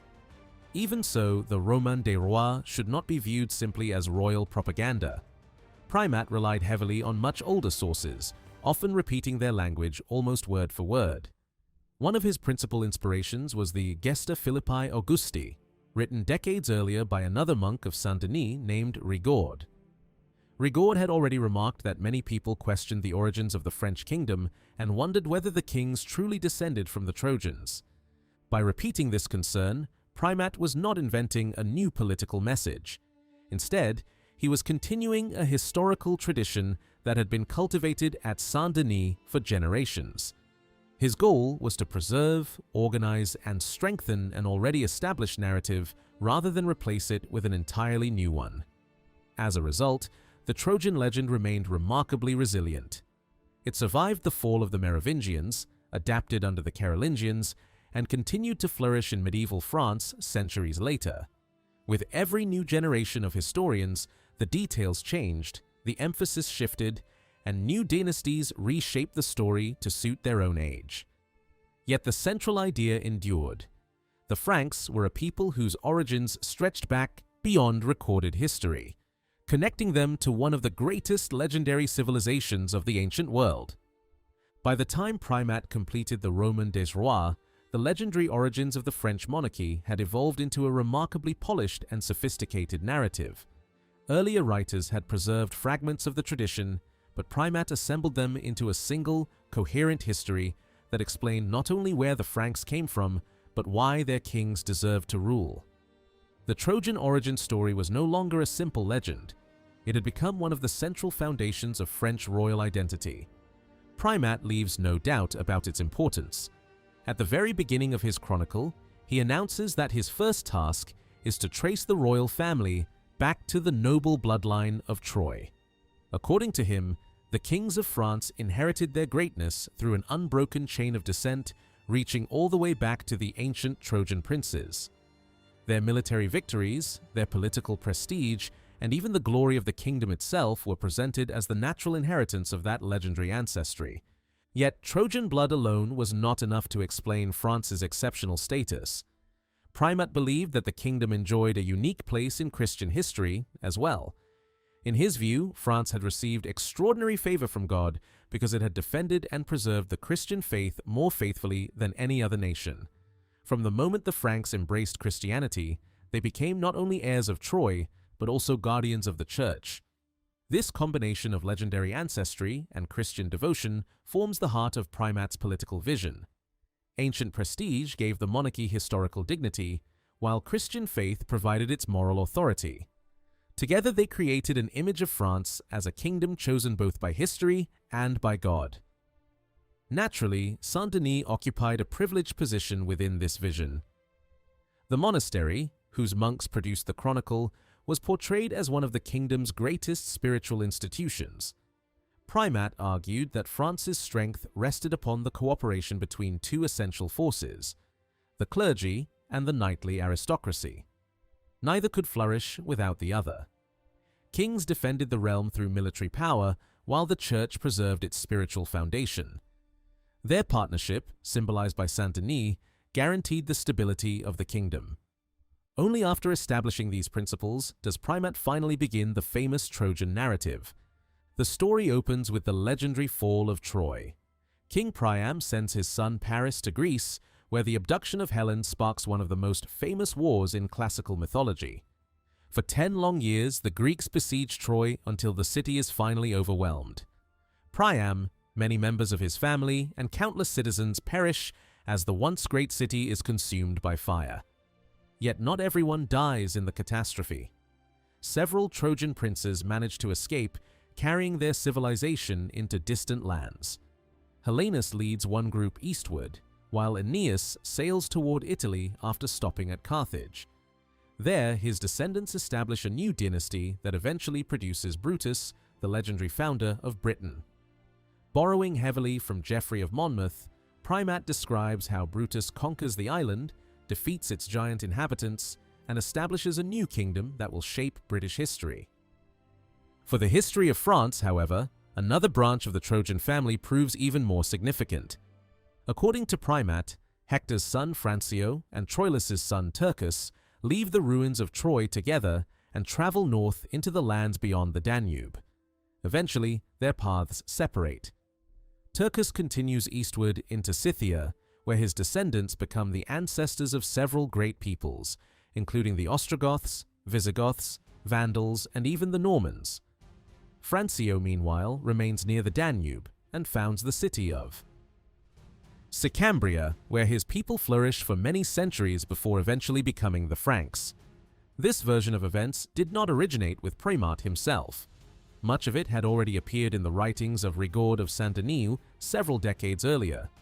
Rigaud briefly interrupted his history of King Philip Augustus to explain the Trojan ancestry of the French kings, tracing their lineage back through Francio while simultaneously linking other European peoples to different branches of the Trojan family. Primat borrowed many of these genealogical details, but he expanded them dramatically. Unlike Rigaud, who moved quickly from Troy to the Franks, Primat devoted considerable attention to the Trojan War itself, transforming the legendary conflict into a grand historical prologue for the rise of France. Even so, Rigaud was only one of several influences shaping Primat's work. An equally important source was Aymoin of Fleury, whose Gesta Francorum preserved older Frankish traditions. Aymoin generally followed the Liber Historiae Francorum, emphasizing the direct connection between Aeneas and the Merovingian kings. In his version, Francio played only a minor role, appearing merely as one possible explanation for the name Franks. Aymoin actually preferred another origin story altogether. According to this tradition, the Franks earned their name not from a legendary ancestor, but from their courage and military exploits. After defeating dangerous enemies in the region of the Maeotian marshes, Emperor Valentinian supposedly rewarded them with the honorable name Franks, a word associated with bravery and fierce determination. This alternative explanation illustrates how fluid medieval origin stories could be. Different authors preserve different traditions, often combining multiple legends without feeling the need to eliminate contradictions. Some emphasized heroic ancestors, others celebrated military achievement, while still others blended both approaches into a single narrative. Primat inherited all of these traditions. Rather than choosing one version and rejecting the others, he carefully wove together material from earlier chroniclers, adapting each story into a broader historical vision. By doing so, he produced the most complete medieval account of Trojan ancestry yet written, a narrative in which myth, genealogy, Christian ideology, and royal legitimacy merged into one continuous history of the French people and their kings. Although Aymoin relied heavily on earlier Frankish traditions, he was never content simply to copy them. Whenever he believed a story required adjustment, he quietly reshaped it to better suit his own understanding of history. One of the most important changes concerned the Trojan ancestry of the Frankish kings. Earlier traditions, especially the Liber Historiae Francorum, had drawn a direct line between the Trojan heroes and the Merovingian dynasty. Aymoin deliberately softened that claim. In his version, the Trojan heritage belonged to the Frankish people as a whole rather than to one royal family. Leaders such as Marcomeer, Suno, and Genobodes were no longer presented as direct descendants of Troy. Instead, they emerged simply as Frankish leaders whose authority rested on their role within the community rather than on an exclusive bloodline. This subtle shift carried important political implications. If every Frank shared the same ancestral tradition, then no dynasty could claim a monopoly over the legendary past.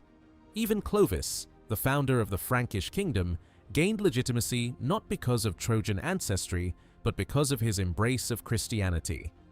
Aymoin emphasizes this point during the famous Battle of Tolbiac, where Clovis abandons his pagan gods and calls upon the Christian god for victory.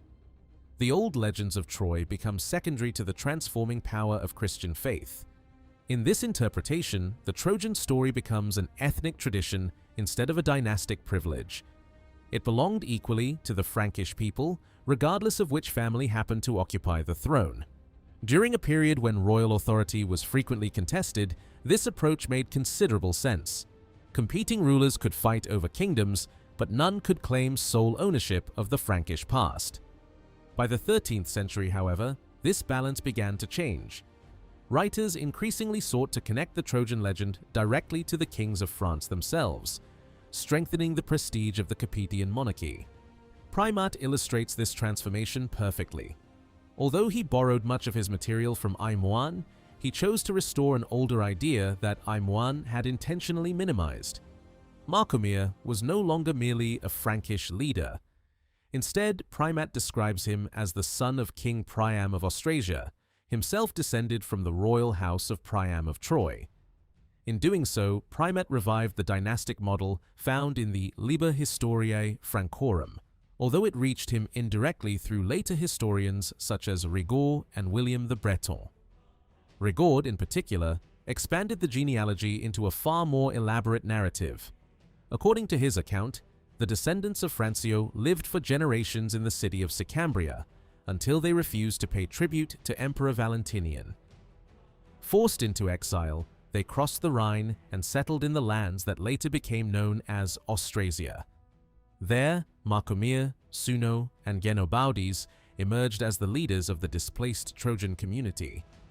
Some surviving manuscripts even attempt to clarify their ancestry by explicitly identifying Marcomeer as the son of another Priam, carefully distinguishing him from the famous king of Troja.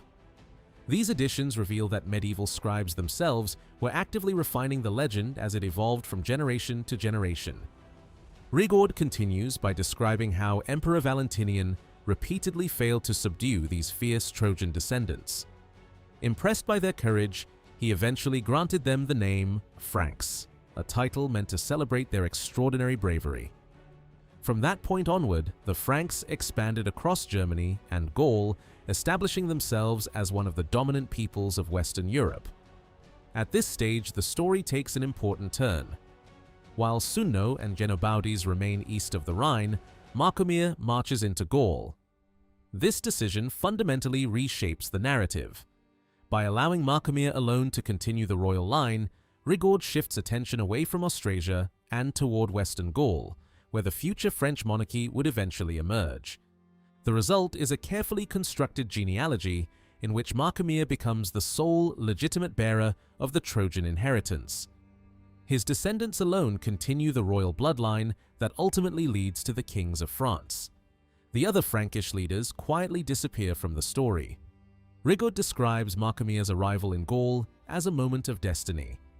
According to the chronicle, another group of Trojan refugees had already settled there centuries earlier under the leadership of Duke Ebor. These settlers founded the city later known as Paris and preserved their Trojan heritage throughout the centuries of Roman rule. When Marcomir finally reached Gaul, the two Trojan communities immediately recognized one another as members of the same ancient family. Their reunion symbolized the restoration of a people long separated by history. Marcomir strengthened their defenses, organized their military forces, and protected them against constant attacks. In gratitude, the inhabitants chose him as the defender of all Gaul. This description closely mirrors Rigaud's own praise of King Philip Augustus, suggesting that the medieval historian intentionally portrayed Marcomir as an idealized predecessor of the contemporary French king. Ancient legend and present-day monarchy became reflections of one another. Marcomir soon passes the stage to his son Pharamond, who receives another distinction unavailable to previous leaders.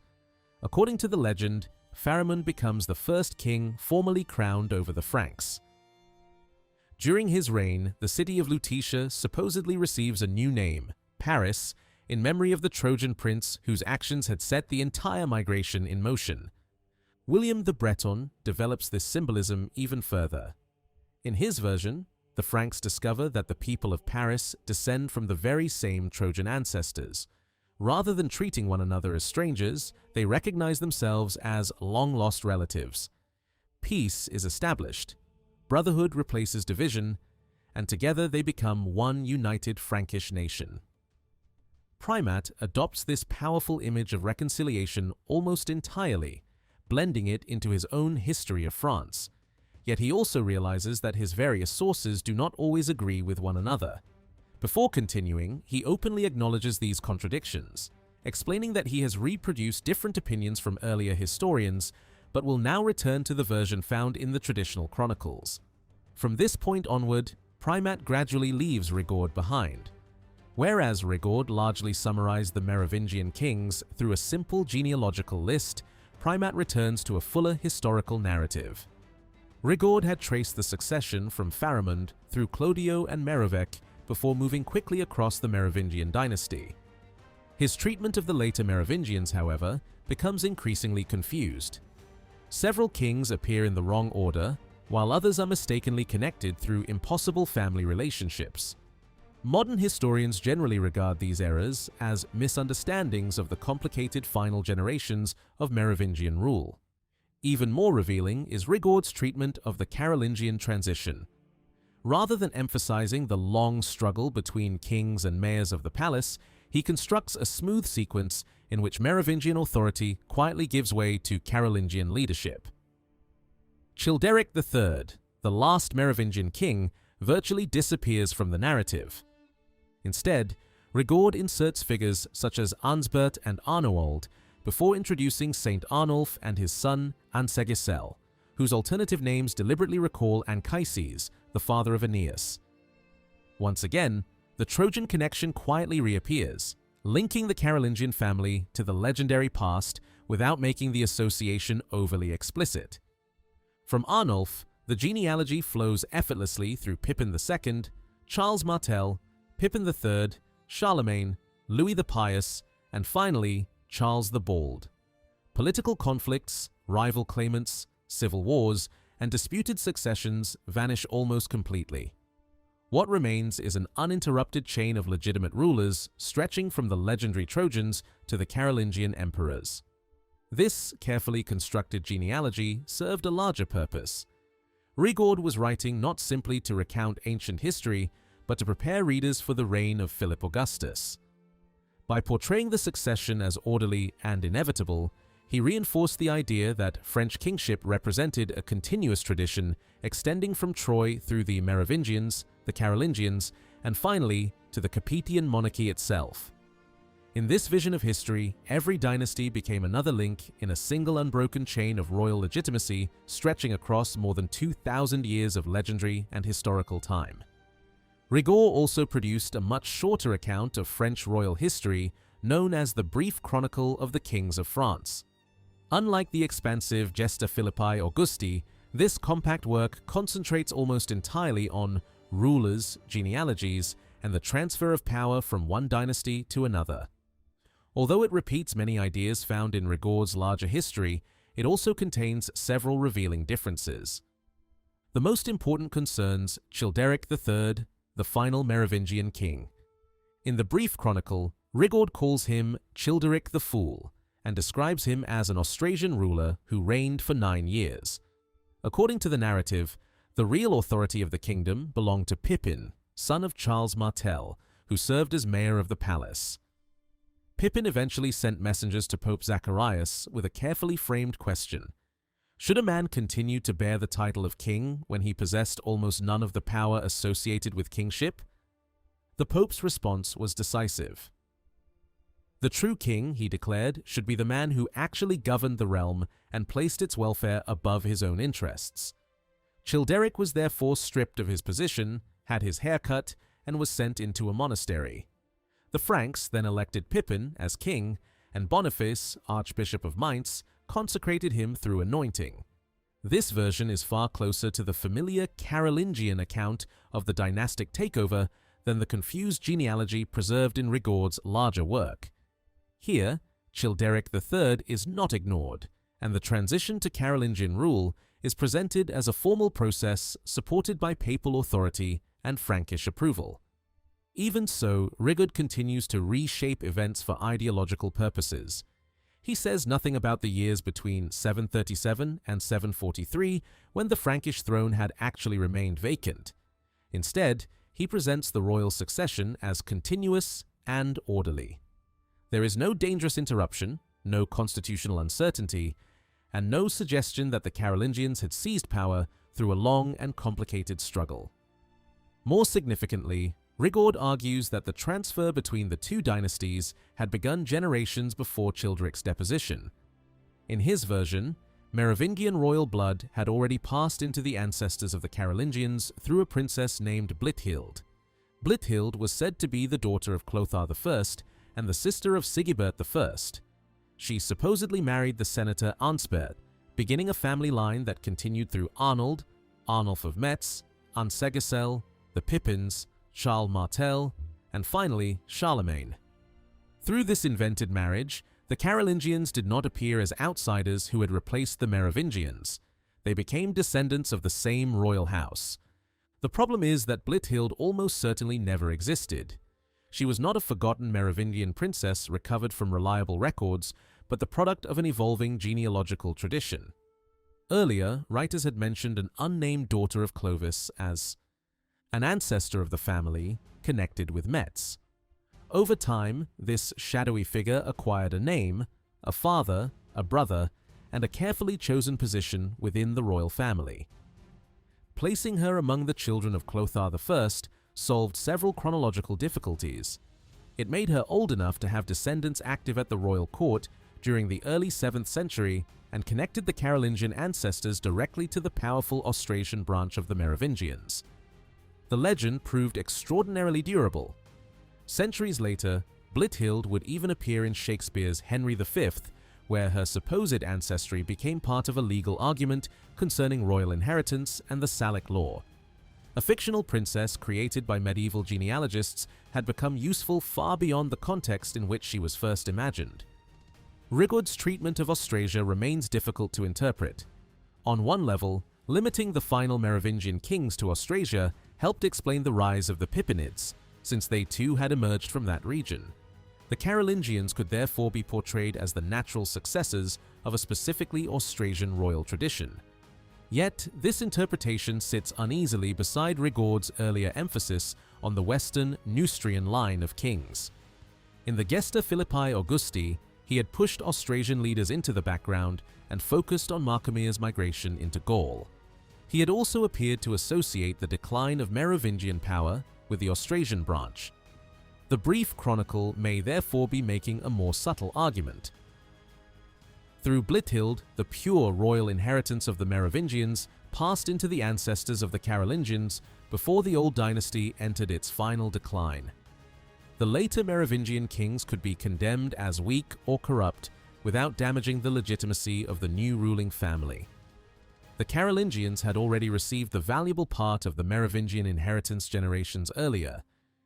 In this model, Pippin's coronation did not represent the theft of a crown. It completed a transfer that had begun through marriage and blood many decades before. When Primat composed the Roman des Rois, however, he was not satisfied with Rigord's compressed and often confusing presentation. For the earlier stages of Merovingian history, he preferred the fuller account written by Aymoin of Fleury. The question of Merovec's parentage reveals the difference between these authors particularly well. Rigord had offered a simple and confident statement. Clodio fathered Merovec. William the Breton repeated the same claim without hesitation. Such a direct relationship created a smooth royal genealogy linking the early Frankish leaders to the dynasty that took its name from Merovec. Aymoin was far more cautious. He did not identify Merovec clearly as Clodio's son. Instead, he used language suggesting a looser family connection. Merovec may have belonged to Clodio's kin, but the precise relationship remained uncertain. This caution was not entirely new. Even Fredegar had expressed doubts about Merovec's origins and about the supposed continuity between the Trojan migrants, the early Frankish leaders, and the later Merovingian dynasty. Among the major Merovingian chronicles, it was the Liber Historiae Francorum that came closest to presenting the entire descent as one seamless line. Primat followed Aymoin's restraint rather than Rigord's certainty. According to the Roman des Rois, Clodio died after a reign of 20 years and was succeeded by Merovec. Primat explicitly states that Merovec was not Clodio's son, although he belonged to his lineage or wider family. This distinction may appear minor, but it was highly significant. Merovec remained the founding ancestor of the dynasty that carried his name, yet the precise biological connection with Clodio was left unresolved. Primat wanted an ancient and prestigious royal lineage, but he was unwilling to state more than his preferred source seemed to justify. His wording still leaves room for interpretation. The Old French term used for Merovec's relationship to Clodio could indicate direct ancestry, membership in the same extended family, or simply a broader dynastic connection. Primat therefore preserves continuity without committing himself to a specific father and son relationship. This careful approach demonstrates that even a strongly royalist chronicle did not accept every genealogical claim uncritically. Primat certainly wanted to glorify the kings of France, but he also tried to reconcile conflicting traditions and follow the sources he considered most dependable. Clodio's role in the Roman des Rois is unusual in another way. Primat uses the king's ambition to expand his realm as an opportunity to pause the royal narrative and introduce a long description of ancient Gaul, its regions, institutions, religious customs, and geography. Much of this material came directly from Aymoin's introductory discussion. In Aymoin's original work, the description of Gaul stood apart from the later history of the Franks. Primat, however, was producing a more continuous story and could not simply insert a detached geographical essay at the beginning. His solution was clever. He placed the material inside the reign of Clodio, whose territorial ambitions created a natural reason to explain the lands he hoped to conquer. Geography was therefore transformed from a scholarly introduction into part of the unfolding narrative. This editorial choice reveals Primat's method. He did not merely copy earlier chronicles or combine them without thought. He reorganized their contents, repaired their transitions, and adjusted their claims to create a smoother and more persuasive royal history. Where Rigord offered a simplified succession, Primat preferred Aymoin's richer narrative. Where his sources contradicted one another, he chose cautiously. And where older material no longer fitted the structure of his work, he found a new place for it. The result was a history that remained legendary in its foundations, but increasingly disciplined in its presentation. Troy, the Merovingians, and the Carolingians were no longer separate traditions competing for attention. Under Primat's direction, they became successive stages in a single story explaining the origin, expansion, and enduring legitimacy of the French monarchy. In Aymoin's narrative, Merovech's reign is almost overshadowed by a far greater crisis, the invasion of Gaul by Attila and the Huns. Primat follows this structure closely. Rather than pausing to explore Merovech's authority in detail, both writers place him within a dramatic story of destruction, fear, and miraculous rescue. At the center of this episode stands the city of Orléans. As Attila's armies advanced, the inhabitants believed their city was doomed. Bishop Annianus urged them not to surrender to despair. According to Gregory of Tours, the bishop repeatedly sent men to the walls to search the horizon for signs of help. Only after several attempts did the long-awaited rescue appear. The Roman commander Aetius and his Visigothic allies were approaching. Later chroniclers shortened the story considerably. The author of the Liber Historiae Francorum reduced Gregory's elaborate account, and this simpler version was then adopted by Aymoin and eventually Primat. Gregory himself had not connected the salvation of Orléans with Merovech's kingship. That association was created later because the event fitted the traditional chronology of his reign. Once inserted into that position, however, it remained there in nearly every subsequent retelling. The treatment of Merovech may be brief, but Primat devotes far greater attention to his successor, Childeric. Once again, he relies heavily on Aymoin, who had combined material from both the Liber Historiae Francorum and Fredegar. Yet Primat does not merely copy the older version. He rearranges its emphasis and transforms the story into a powerful lesson about kingship, aristocratic anger, and the dangers of foreign rule. The central figure is not Childeric himself, but his loyal advisor Wiomad, whom Primat calls Gwynemens. Childeric's misconduct and his flight into Thuringian exile are dismissed in only a few lines. Instead, the narrative turns backward to reveal the conversation that took place shortly before his departure.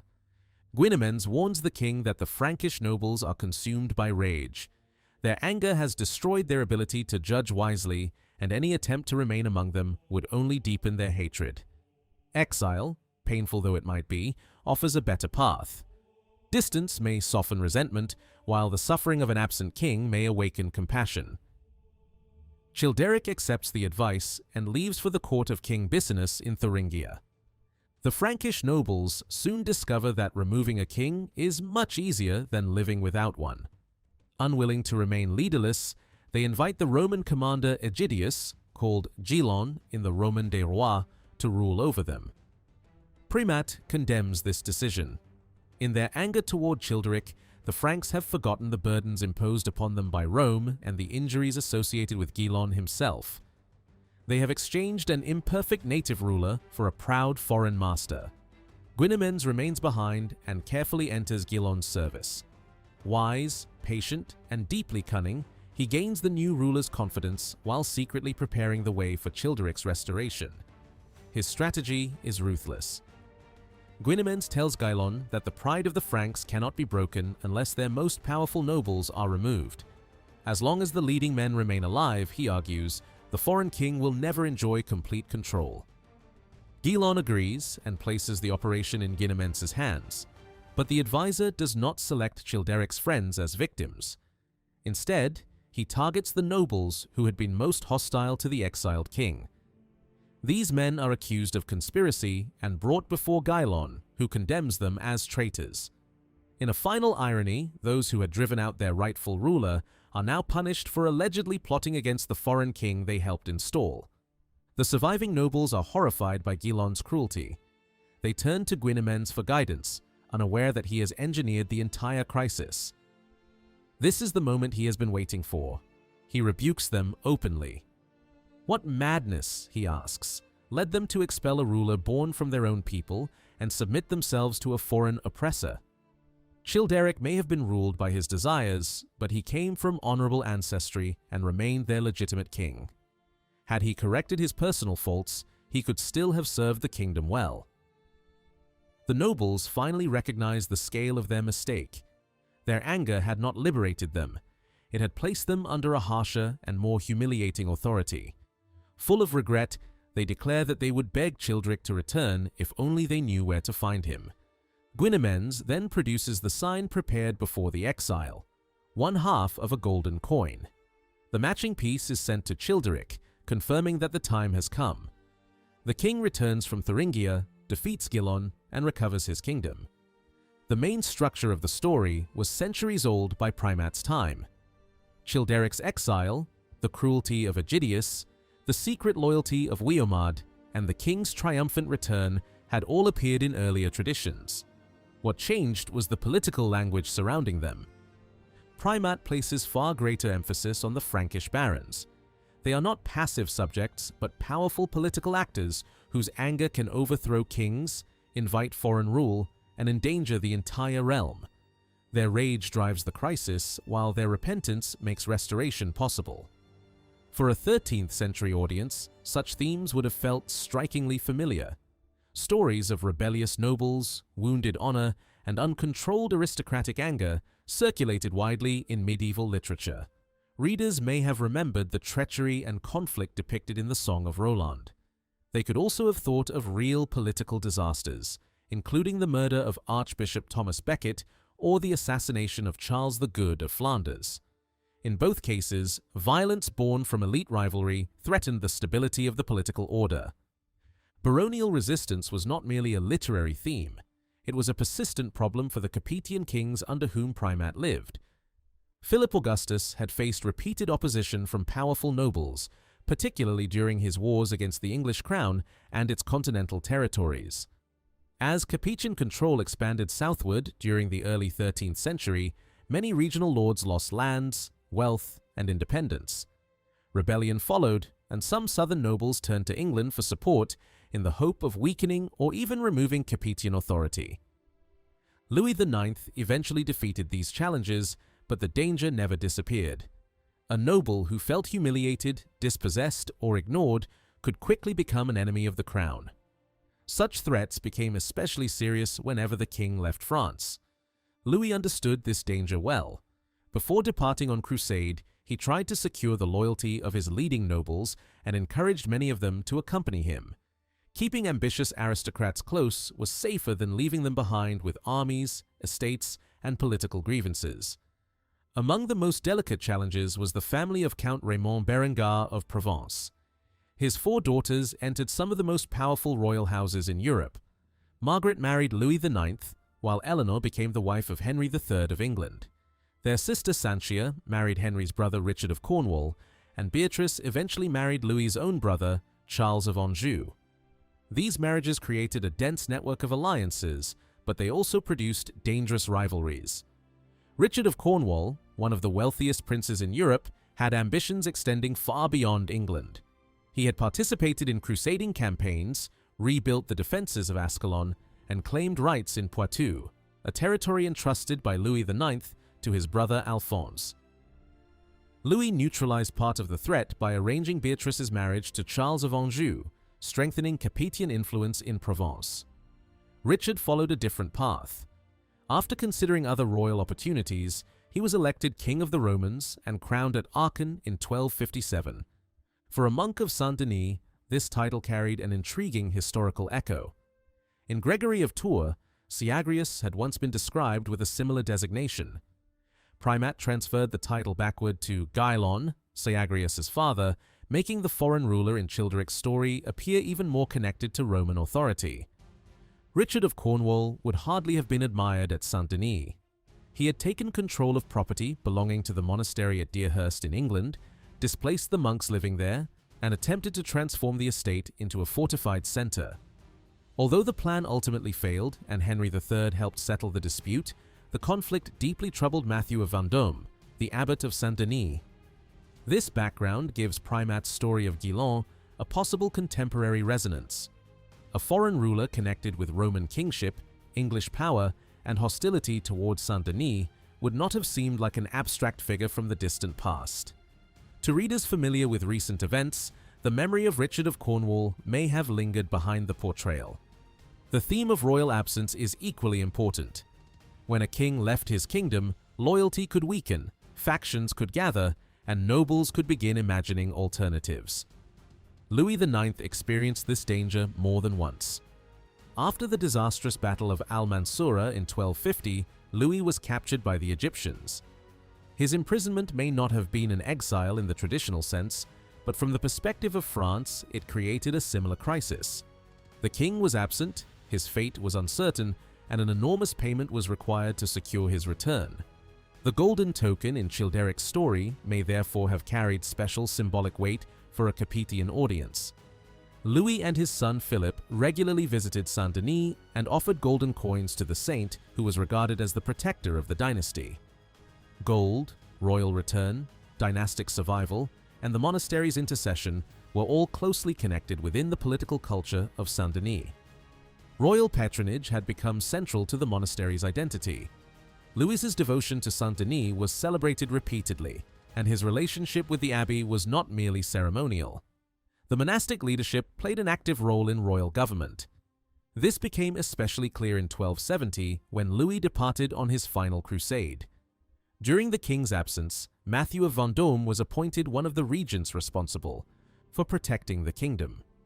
The abbot thus stood in a position remarkably similar to that occupied by Gwynement's in the story of Childeric, a trusted servant who remained behind, guarded the ruler's interests, managed political danger, and worked to preserve the stability of the realm. It would be too simple to claim that Primat turned Childeric directly into Louis IX or Gwynement's into Matthew of Vendôme. Medieval chronicles rarely operate through such exact one-to-one codes. Yet, the parallels are difficult to ignore. Childeric is a flawed but legitimate king forced to leave his realm. His nobles, driven by anger, abandon their duty and submit to a foreign ruler.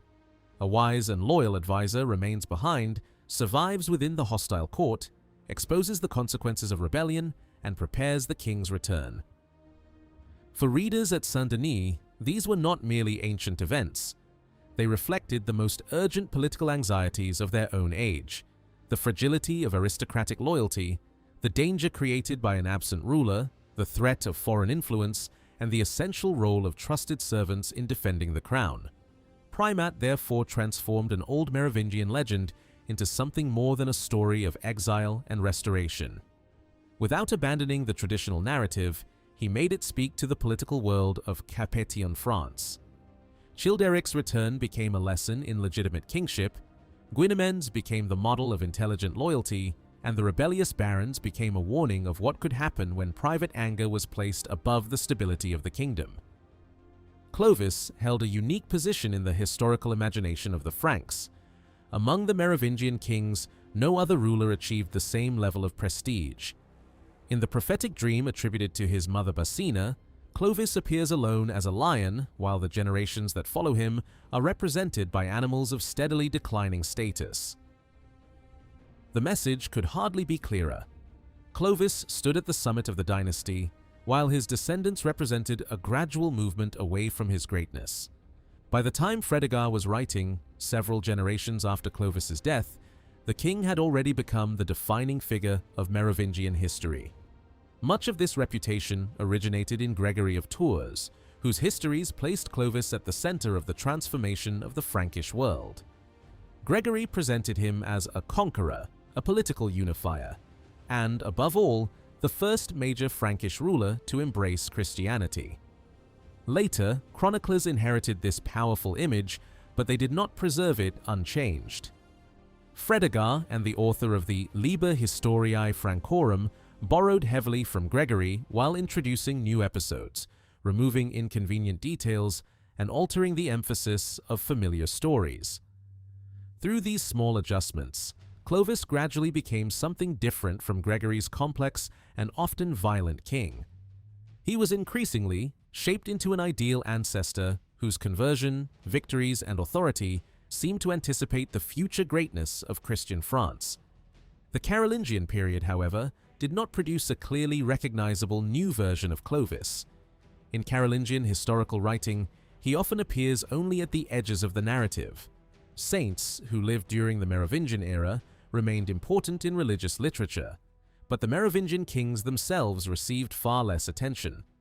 Even Fresulf of Lisieux, who attempted one of the first major Carolingian histories of the earlier Frankish world, had surprisingly little to say about Clovis.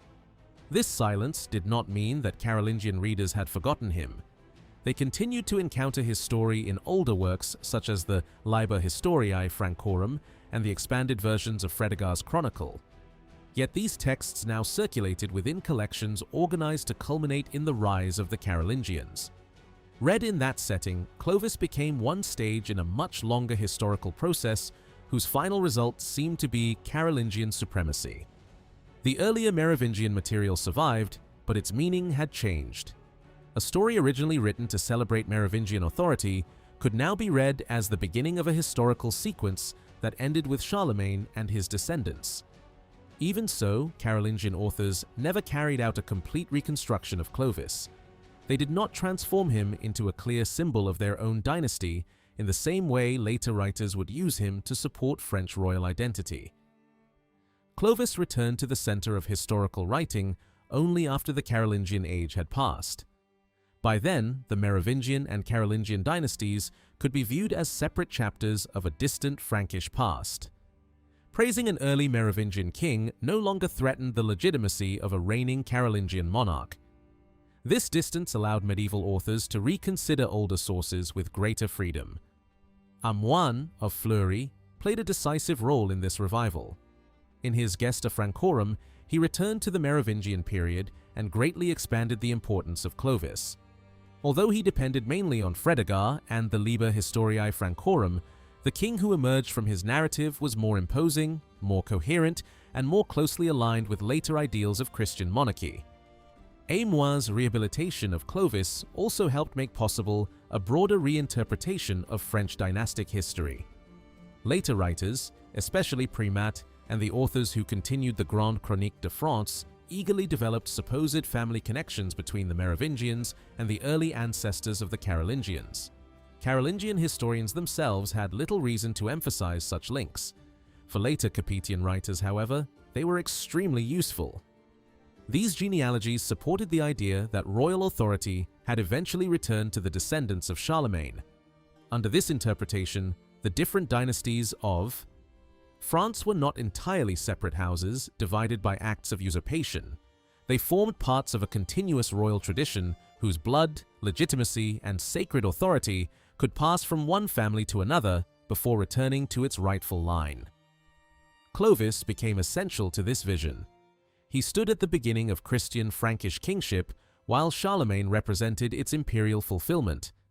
Later kings could present themselves as heirs to both figures, combining the sanctity of Clovis's conversion with the political grandeur of the Carolingian Empire. As centuries passed, new details gathered around Clovis's life. Chroniclers, artists, clerics, performers, and royal officials all contributed to the growth of his legend. His image no longer belonged exclusively to historical manuscripts. His conversion and coronation appeared in paintings, public ceremonies, theatrical displays, and religious traditions. In some places, devotion to him even approached the level of a saintly cult. Yet written history remained the foundation upon which these later representations were built. The Clovis celebrated in royal ritual was largely the Clovis first constructed by medieval chroniclers. A vivid example appeared during a royal entry into Reims in the late Middle Ages, when performers reenacted the moment in which Clovis received the miraculous holy oil used for his anointing. What had originally been a tradition associated mainly with the Church of Reims gradually entered the coronation ceremonies of French kings, especially from the reign of Louis IX onward. Another performance presented Pharamond receiving the Salic law from 4 wise advisors.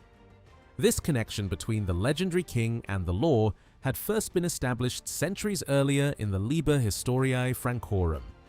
By the later Middle Ages, it had moved from the pages of chronicles into the public theatre of monarchy. These ceremonies demonstrate how deeply historiography shaped royal ideology.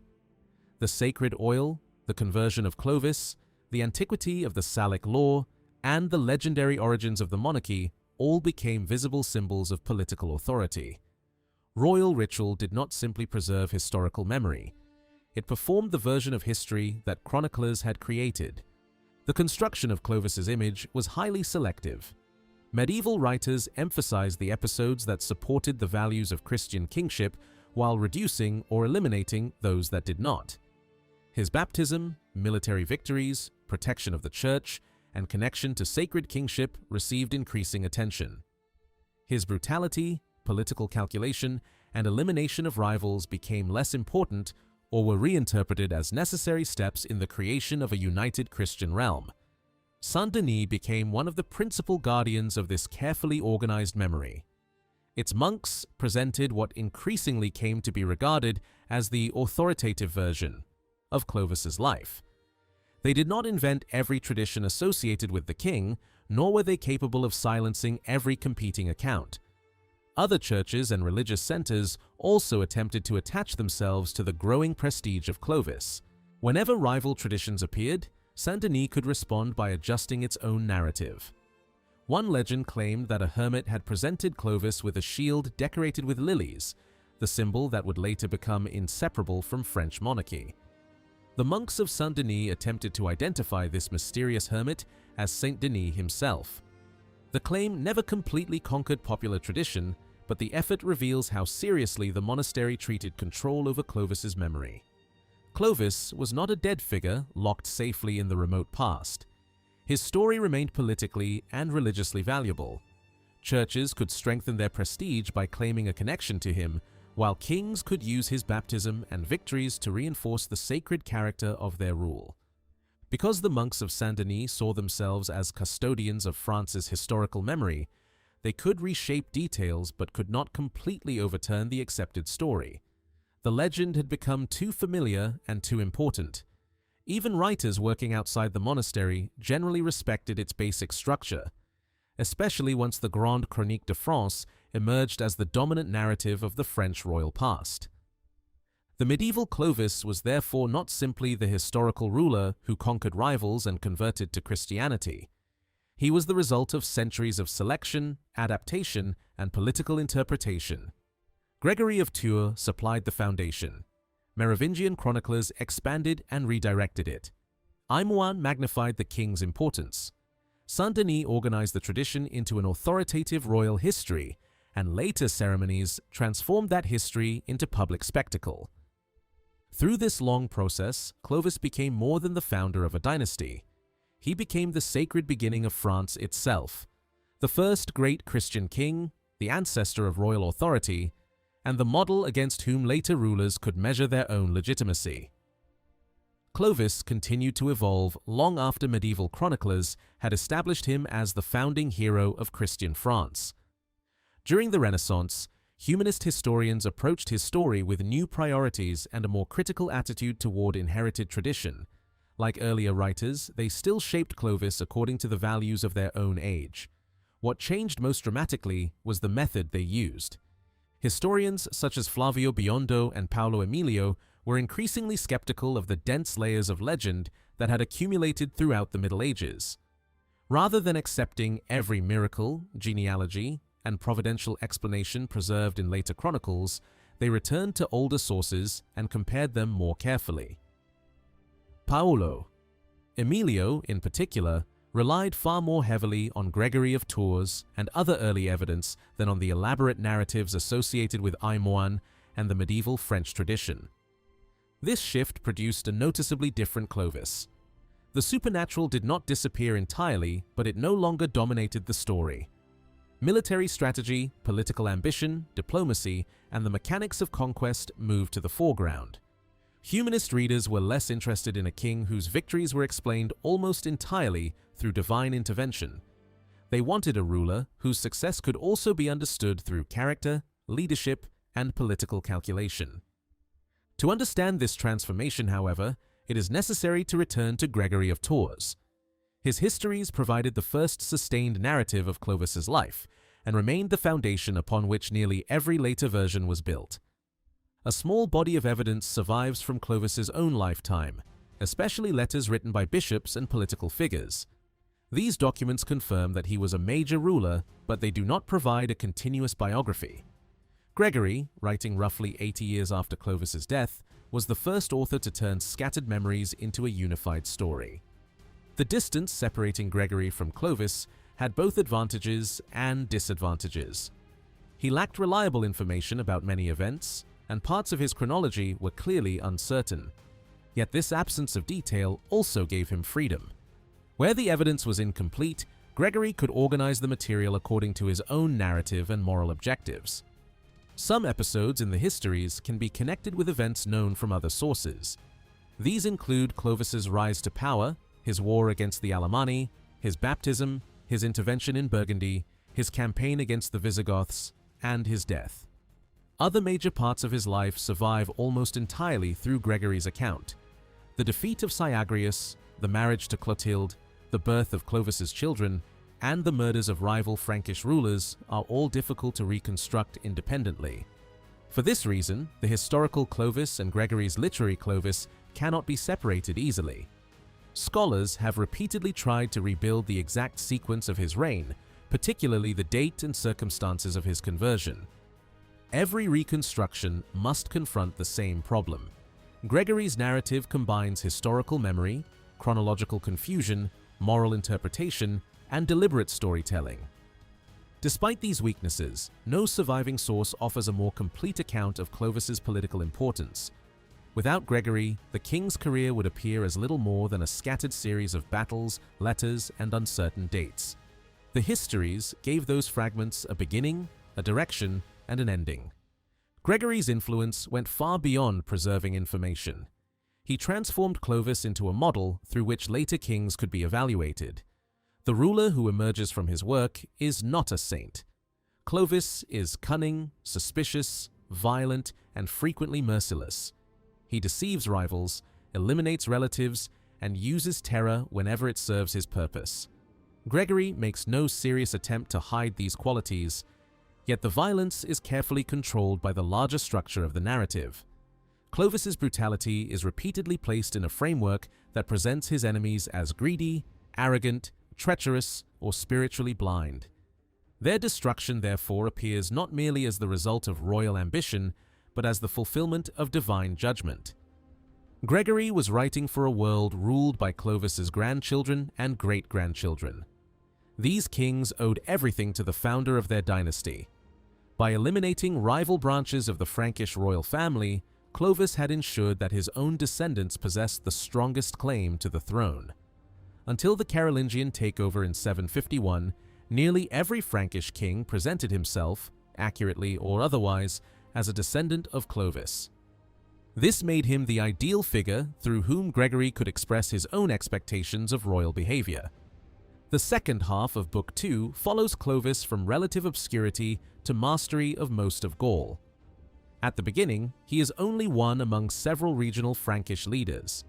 By the end, he has defeated his enemies, united competing groups, conquered major territories, and received honors associated with Roman imperial authority. His death at the age of 45 created serious problems. The kingdom passed to young heirs without a clear principle of succession, ensuring future division and conflict. Yet Gregory presents Clovis's own life as complete. His career reaches its intended conclusion because he has acquired the qualities expected of a successful Christian ruler.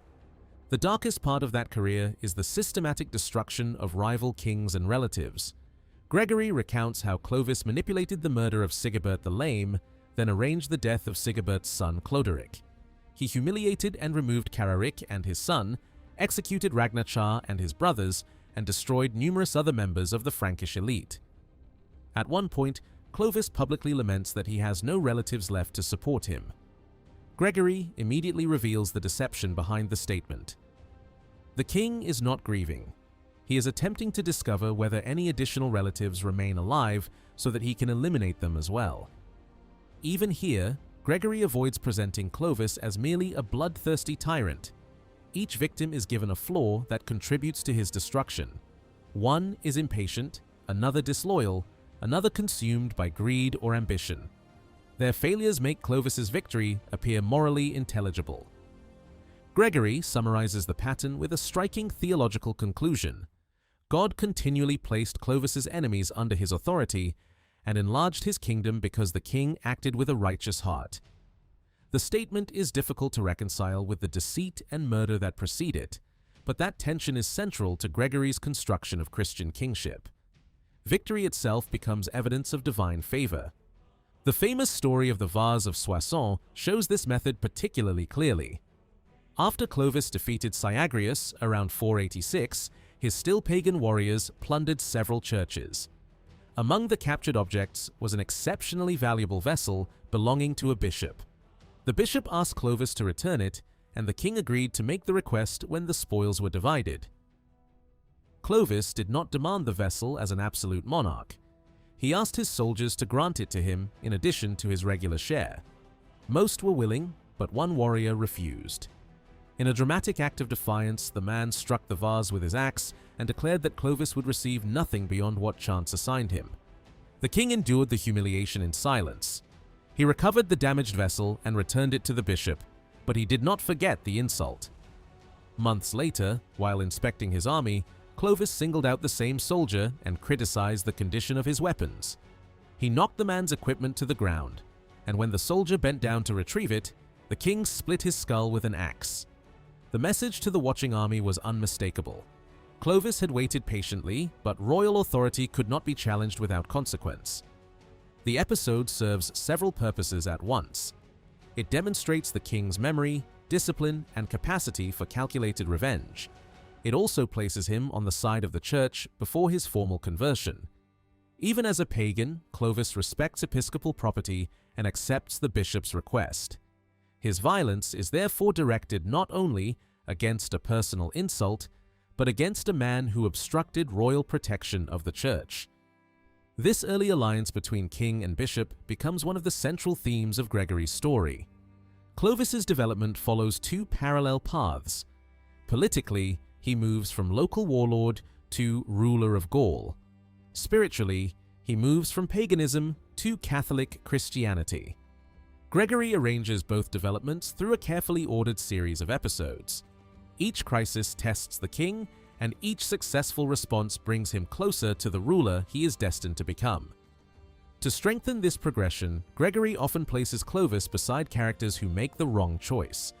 When Clovis acts boldly, others hesitate.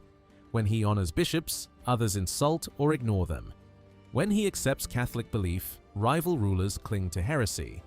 The opposing figures function almost like mirrors, reflecting what Clovis might have become had he chosen another path. This structure allowed Gregory to transform history into moral instruction. He was not merely explaining why Clovis won. He was demonstrating how kings ought to behave if they wished to retain divine support. Gregory also shaped Clovis through comparisons with famous Christian rulers of the past. Bishop Remigius, who baptized him, was presented in ways that recalled Pope Sylvester, the legendary bishop associated with Constantine. Clovis himself became a new Constantine, a victorious ruler whose conversion opened a new chapter in Christian history. The comparison was immensely influential. Later, bishops could model their relationship with kings on the partnership between Remigius and Clovis. Hincmar of Rheims, for example, drew upon this tradition when describing his own dealings with Charles the Bald. The ancient baptism became a lasting model for cooperation between monarchy and episcopal authority. Clovis also became the standard against which his descendants were measured. Gregory's later Merovingian kings repeatedly fall short of the founder's example. They divide the kingdom, quarrel with bishops, murder relatives without achieving political unity, and allow private desire to weaken public authority. Clovis committed many of the same crimes, but he committed them within a narrative of expansion, conversion, and divine success. The difference lay not simply in conduct, but in results. Clovis won every major war that Gregory described. He defeated rivals, united the Franks, conquered much of Gaul, and established the political foundations of the Frankish kingdom. Most importantly, he chose Nicene Christianity rather than Arianism or another competing form of belief. That decision was crucial. The majority of powerful Germanic rulers in the West were associated with Arian Christianity, while the bishops and much of the Roman population of Gaul followed the Nicene faith. By accepting the religion of the Gallic episcopate, Clovis secured the support of an educated and influential institutional network that already possessed deep roots throughout the region. The bishops, in turn, gained a powerful protector. Clovis could present his wars against Arian rulers as campaigns with a religious dimension, while the church could celebrate his victories as evidence of divine favor. The alliance strengthened both sides. Gregory captured this relationship more effectively than any other early author. In his account, Clovis's military achievements and religious transformation cannot be separated. His success grows alongside his respect for bishops, his defense of church property, and his eventual acceptance of Catholic Christianity. That is why Gregory's Clovis remained so influential. He was neither a simple saint nor a conventional conqueror. He was a violent ruler whose ambition was redirected toward a providential purpose, a political strategist whose conversion reshaped the balance of power in Gaul, and a king whose relationship with the church became the foundation of a new model of Christian monarchy. Humanist historians would later strip away many of the miracles and question much of the accumulated medieval legend. Yet even when they returned to the earliest sources, they could not escape Gregory's basic design. The Clovis they rediscovered was still the ruler Gregory had first taught Europe to remember. Gregory does not introduce Clovis immediately. Before the king becomes an active figure, the reader is taken through a long account of persecution, suffering, and religious conflict in Gaul. Nicene Christians endure harsh treatment under Vandal and Visigothic rulers, while bishops and believers struggle to preserve their faith. This opening is deliberate. Clovis's rise is presented as the answer to generations of hardship and as the moment when the balance of power finally turns in favor of the Catholic Church. News of his birth appears relatively early in Book 2, but Clovis does not truly enter the story until much later. Gregory says almost nothing about his childhood. We learn only that he was born after his father, Childeric, had recovered his kingship and returned to Gaul with Basina.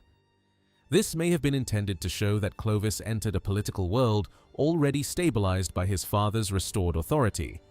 Gregory then briefly predicts his future, describing him as a man destined for greatness and military distinction. After that, Clovis disappears from the narrative. Attention shifts toward the suffering of Clermont and Tours under Gothic domination. Only when those stories have established the scale of Catholic hardship does Clovis return. The structure makes him appear as the ruler who will eventually bring relief to the very churches and communities whose suffering has just been described. Clovis probably succeeded Childeric around 481. Gregory presents the transition in the simplest possible terms. Childeric died, and his son became king. Historical reality was likely more gradual. Merovingian princes often commanded soldiers and governed territory before inheriting full royal authority. Clovis may therefore have participated in his father's military and political administration long before taking the throne. His first major challenge came from the Roman enclave centered on Soissons. This territory was ruled by Syagrius, the son of Aegidius, and represented one of the last surviving fragments of Roman power in northern Gaul, since Aegidius had once replaced Childeric. During his exile, the conflict carried an important dynastic memory. The family of Syagrius embodied an authority that had already challenged the Merovingians once before. Clovis acted quickly.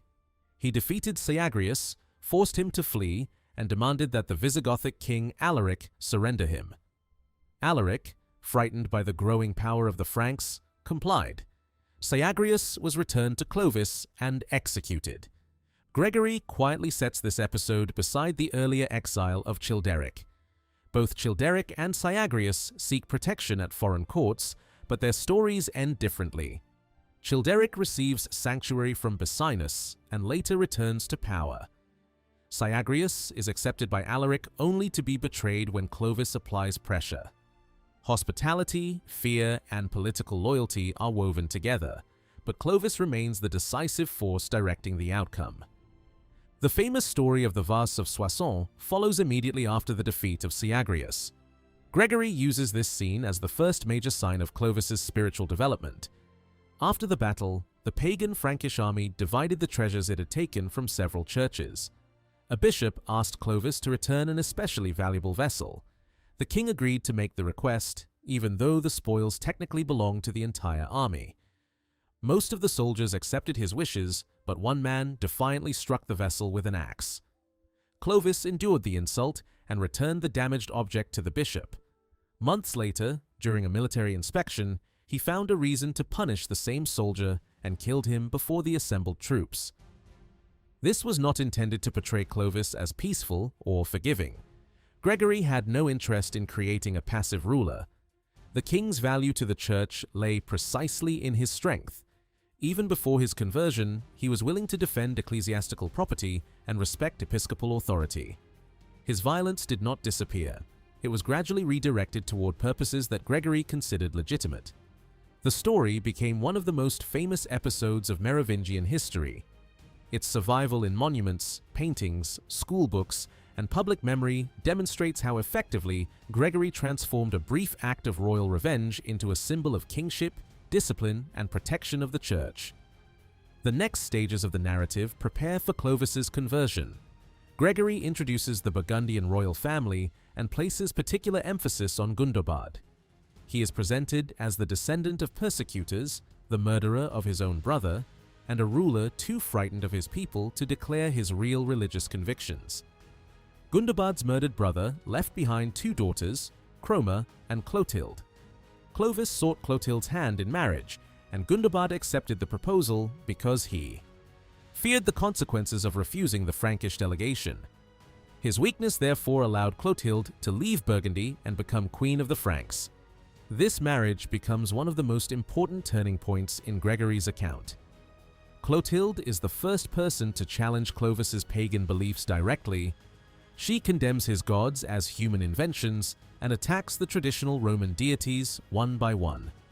Saturn, Jupiter, Mars, and Mercury are presented as immoral, powerless, and unworthy of worship. Whether these gods accurately reflected Clovis's actual religious practices mattered little to Gregory.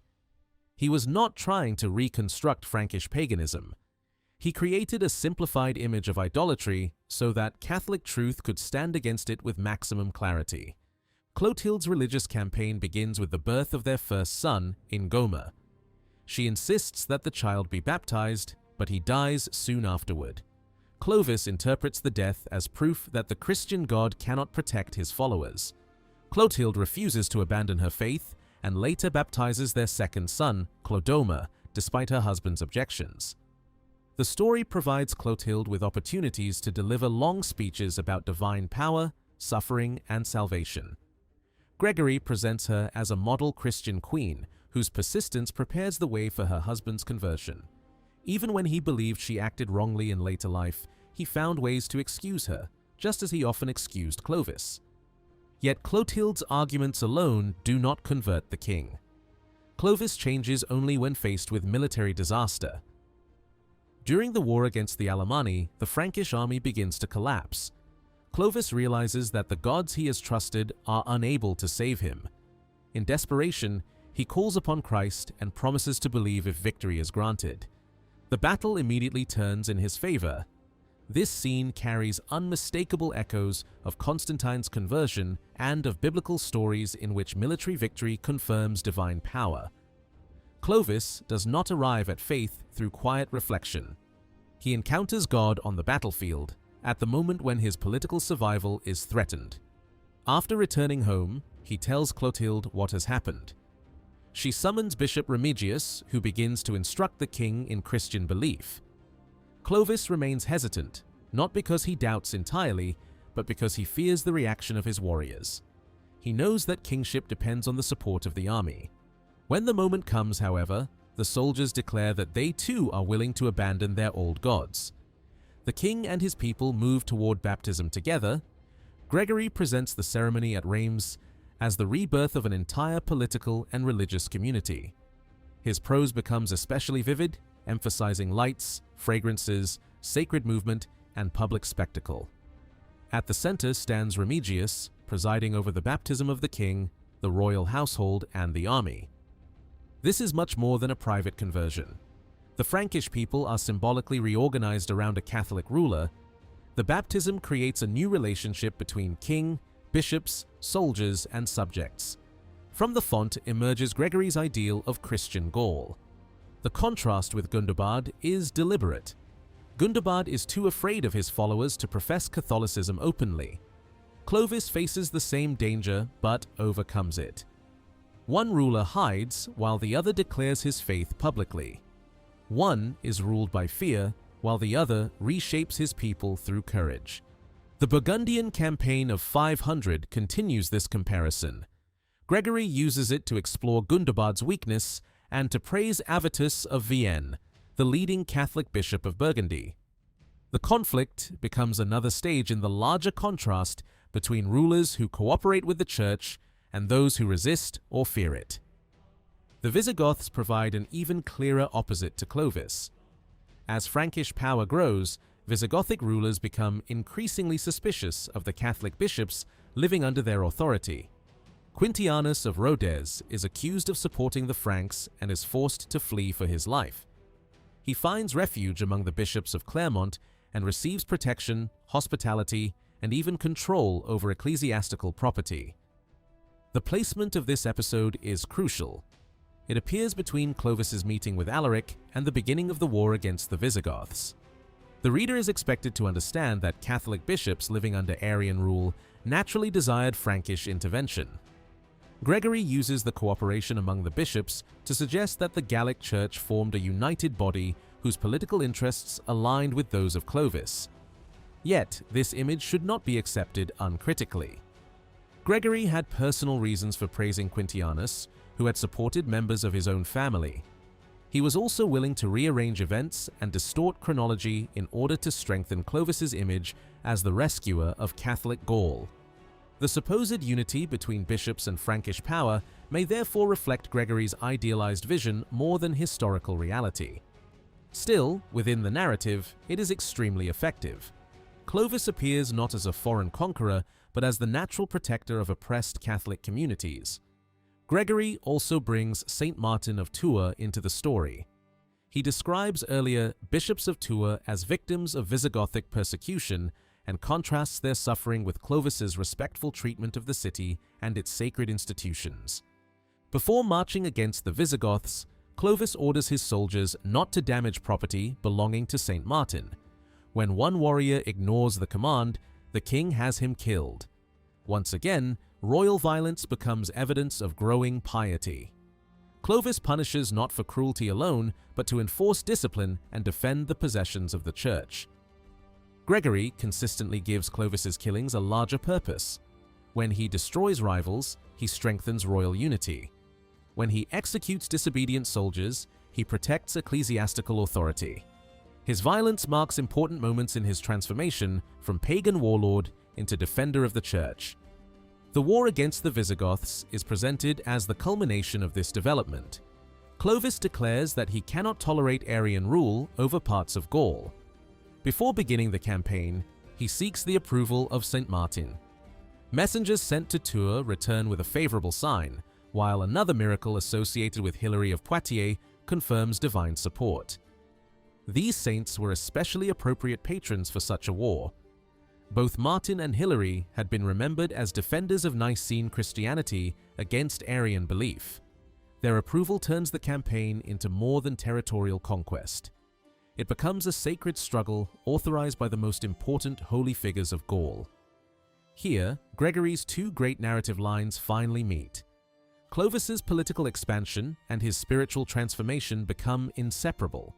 The king defeats the Visigoths, extends his rule, protects Catholic bishops, honors sacred property, and receives the support of the saints. For the rulers of Gregory's own day, the lesson was clear. Military success alone did not make a king worthy. A ruler had to respect bishops, defend churches, protect the faithful, and place his strength at the service of Catholic order. Clovis fulfilled this ideal so completely that the Council of Orléans could describe him as a son of the Catholic Church. Gregory's narrative explains why that title mattered. Clovis was the defender of Gaul's bishops, the guardian of church property, the favored warrior of its saints, and the king who united Frankish power with Catholic faith. By the end of Book 2, he is no longer merely one regional ruler among many. He has become the divinely favored champion of Christian Gaul and the model against which every later Frankish king would be judged. The final phase of Clovis's rise centers on the destruction of his remaining Frankish rivals. By this point, he had defeated external enemies, embraced Catholic Christianity, and expanded his authority across much of Gaul. Yet several independent Frankish rulers still stood between him and complete control. Gregory presents their removal not as a separate story, but as the last stage in the creation of a unified Frankish kingdom. The first target was the royal house of Cologne. Sigebert the Lame ruled there with the support of his son Cloderic. Clovis encouraged Cloderic to murder his father, suggesting that the young prince would then inherit both the kingdom and Clovis's friendship. Cloderic accepted the proposal and had Sigebert killed while he was away from court. Once the crime was committed, Clovis sent agents to inspect the dead king's treasure. As Cloderic displayed the contents of the royal chest, one of Clovis's men struck him down. Clovis then appeared before the Franks of Cologne and denied any responsibility for the murders. He claimed that Cloderic had killed his own father and had then suffered a similar fate at the hands of unknown men. With both rulers dead, Clovis offered to take the people of Cologne under his protection. They accepted him without resistance and raised him as their king. The scene resembles an earlier episode involving Childeric and Aegidius. In both stories, a Frankish community loses its ruler and invites an outsider to govern. Yet, the similarities only highlight the difference between the characters. Childeric and Aegidius appear dependent on the shifting emotions of their followers. Their authority is unstable, and their fortunes are largely determined by others. Clovis is entirely different. He creates the political crisis himself, controls its outcome, and steps into the resulting vacuum with overwhelming confidence. The Franks of Cologne do not merely tolerate him temporarily, they accept his authority permanently. Gregory presents a similar lesson in the downfall of Ragnachar, the king of Cambrai.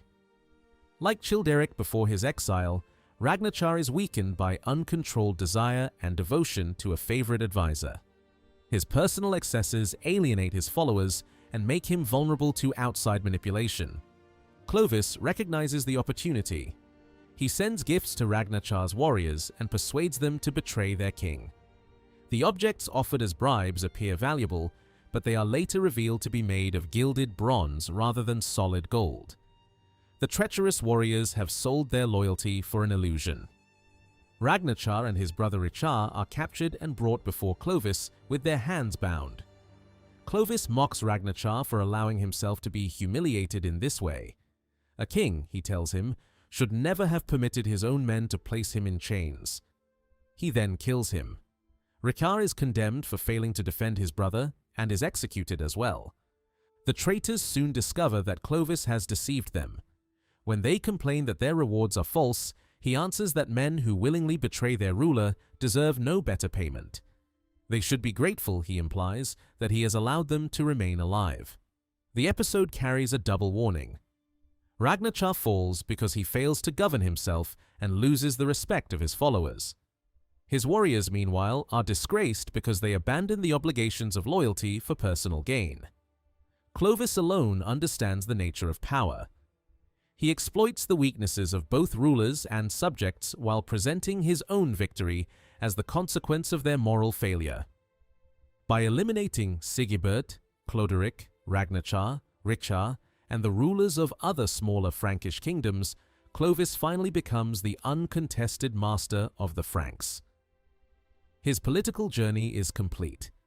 The regional warlord introduced near the middle of Book 2 has become the founder of a unified kingdom.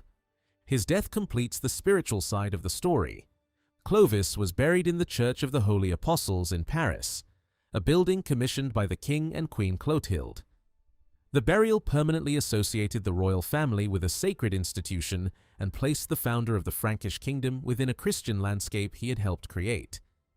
The church was later dedicated to Saint Geneviève, whose memory was deeply connected with the Christian transformation of Paris. Tradition linked her with both Childeric and Clovis, allowing the sacred history of the city to absorb the first generations of Merovingian kingship. After Clovis's death, Clotilde withdrew to Tours and lived near the Basilica of Saint Martin. The royal family was thus symbolically divided between two of the most important Christian centers in Gaul. Clovis rested in Paris, while his widow devoted herself to the saint, whose protection had accompanied the king's greatest military victory. Gregory of Tours presents Clovis as the model of ideal Christian kingship, arguing that his political success was inseparable from his acceptance of Catholic Christianity. Throughout the histories, Clovis is contrasted with both the Arian Visigothic king Alaric and his own Merovingian descendants. While Clovis expanded the Frankish kingdom through military success, wise leadership, and cooperation with the church, later kings allowed greed, violence, and family rivalries to weaken the realm. Gregory therefore uses Clovis not only as the founder of Christian Frankish rule, but also as a moral example whose reign demonstrates that divine favor belongs to rulers who combine courage, wisdom, restraint, and respect for sacred authority. Several centuries later, Paolo Emilio revisited the same historical material in De Rebus Gestis Francorum, producing a version of Clovis shaped by Renaissance humanism rather than medieval tradition. Instead of depending primarily on later Frankish chronicles, Emilio returned directly to Gregory of Tours while deliberately reducing legendary additions that had accumulated over the centuries.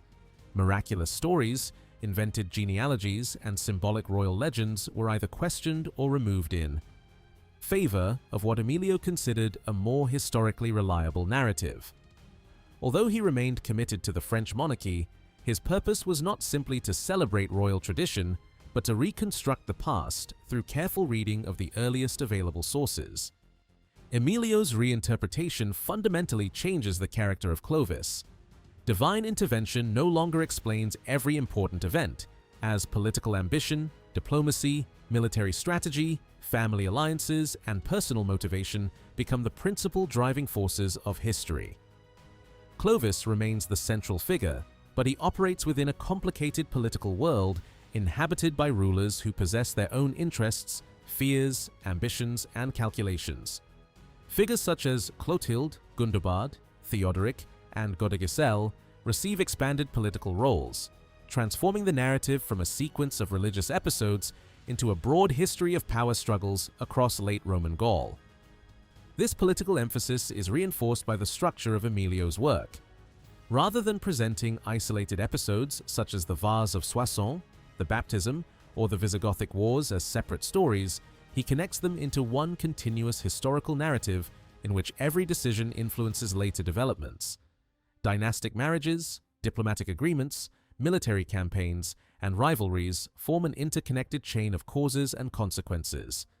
Even the earliest printed editions encourage this sense of continuity by presenting long sections of uninterrupted prose without chapter divisions, emphasizing the flow of Frankish history rather than individual royal biographies. Within this larger narrative, however, Clovis remains the defining ruler because his conversion marks the beginning of Christian France. Throughout the narrative, Emilio consistently reshapes Gregory's famous episodes by introducing political and psychological explanations. The conquest of Soissons portrays Clovis as a ruler responding to political necessity rather than simple aggression, while the Vase of Soissons becomes an early indication of his growing respect for Christianity. The soldier who destroys the sacred vessel is no longer motivated merely by arrogance but by hostility toward the Christian faith itself, making Clovis's eventual punishment of the soldier an early sign of the religious transformation that will later culminate in baptism. The Burgundian narrative illustrates Emilio's historical method even more clearly. Gregory had depicted Gundobad primarily as a cruel and heretical ruler whose violence reflected moral corruption, whereas Emilio reconstructs him as a pragmatic king, attempting to defend his throne against repeated family rebellions and political conspiracies. Civil wars, betrayals, and struggles for power explain Gundobad's actions more convincingly than simple wickedness. By reorganizing the sequence of events and assigning rational motives to every major character, Emilio transforms moral symbols into realistic political actors whose decisions arise from identifiable circumstances rather than predetermined religious roles. Clotilde undergoes an equally significant transformation. Instead of appearing mainly as the patient Christian queen who gradually persuades her pagan husband to convert, she emerges as an influential political figure from the very beginning of the story. Emilio portrays her as insisting that Clovis accept Christianity before agreeing to marry him, making conversion part of the marriage negotiations themselves. Throughout the narrative, she repeatedly encourages moderation, attempts to protect her homeland during war, promotes Christian values, and guides Clovis toward honorable conduct. Her influence therefore becomes both political and religious, establishing her as one of the central architects of Frankish Christian identity. Emilio similarly transforms the Battle of Tolbiac. Gregory emphasizes the miraculous intervention of God after Clovis rejects his pagan gods, whereas Emilio presents the battle as a demonstration of leadership inspired by faith.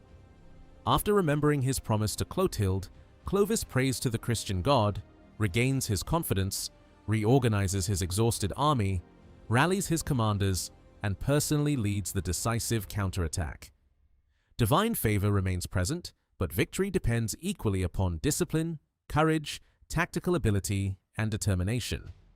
The battle therefore becomes both a religious turning point and a lesson in Renaissance ideals of military command and responsible leadership. The account of Clovis's baptism returns closely to Gregory's vivid description while expanding it into an impressive Renaissance spectacle. Rich ceremonial decorations, clouds of incense, luxurious fabrics, and solemn ecclesiastical processions emphasize both the sacred and political significance of the event. Clovis approaches the baptismal font humbly despite his royal status, symbolically exchanging the identity of a pagan warrior for that of a Christian king. Emilio even includes the later tradition that Clovis replaced his former royal insignia with the fleur-de-lis, although he introduces the story cautiously rather than presenting it as unquestionable historical fact. Ultimately, Emilio creates a version of Clovis that reflects the ideals of Renaissance humanism while preserving his importance as the founder of Christian France.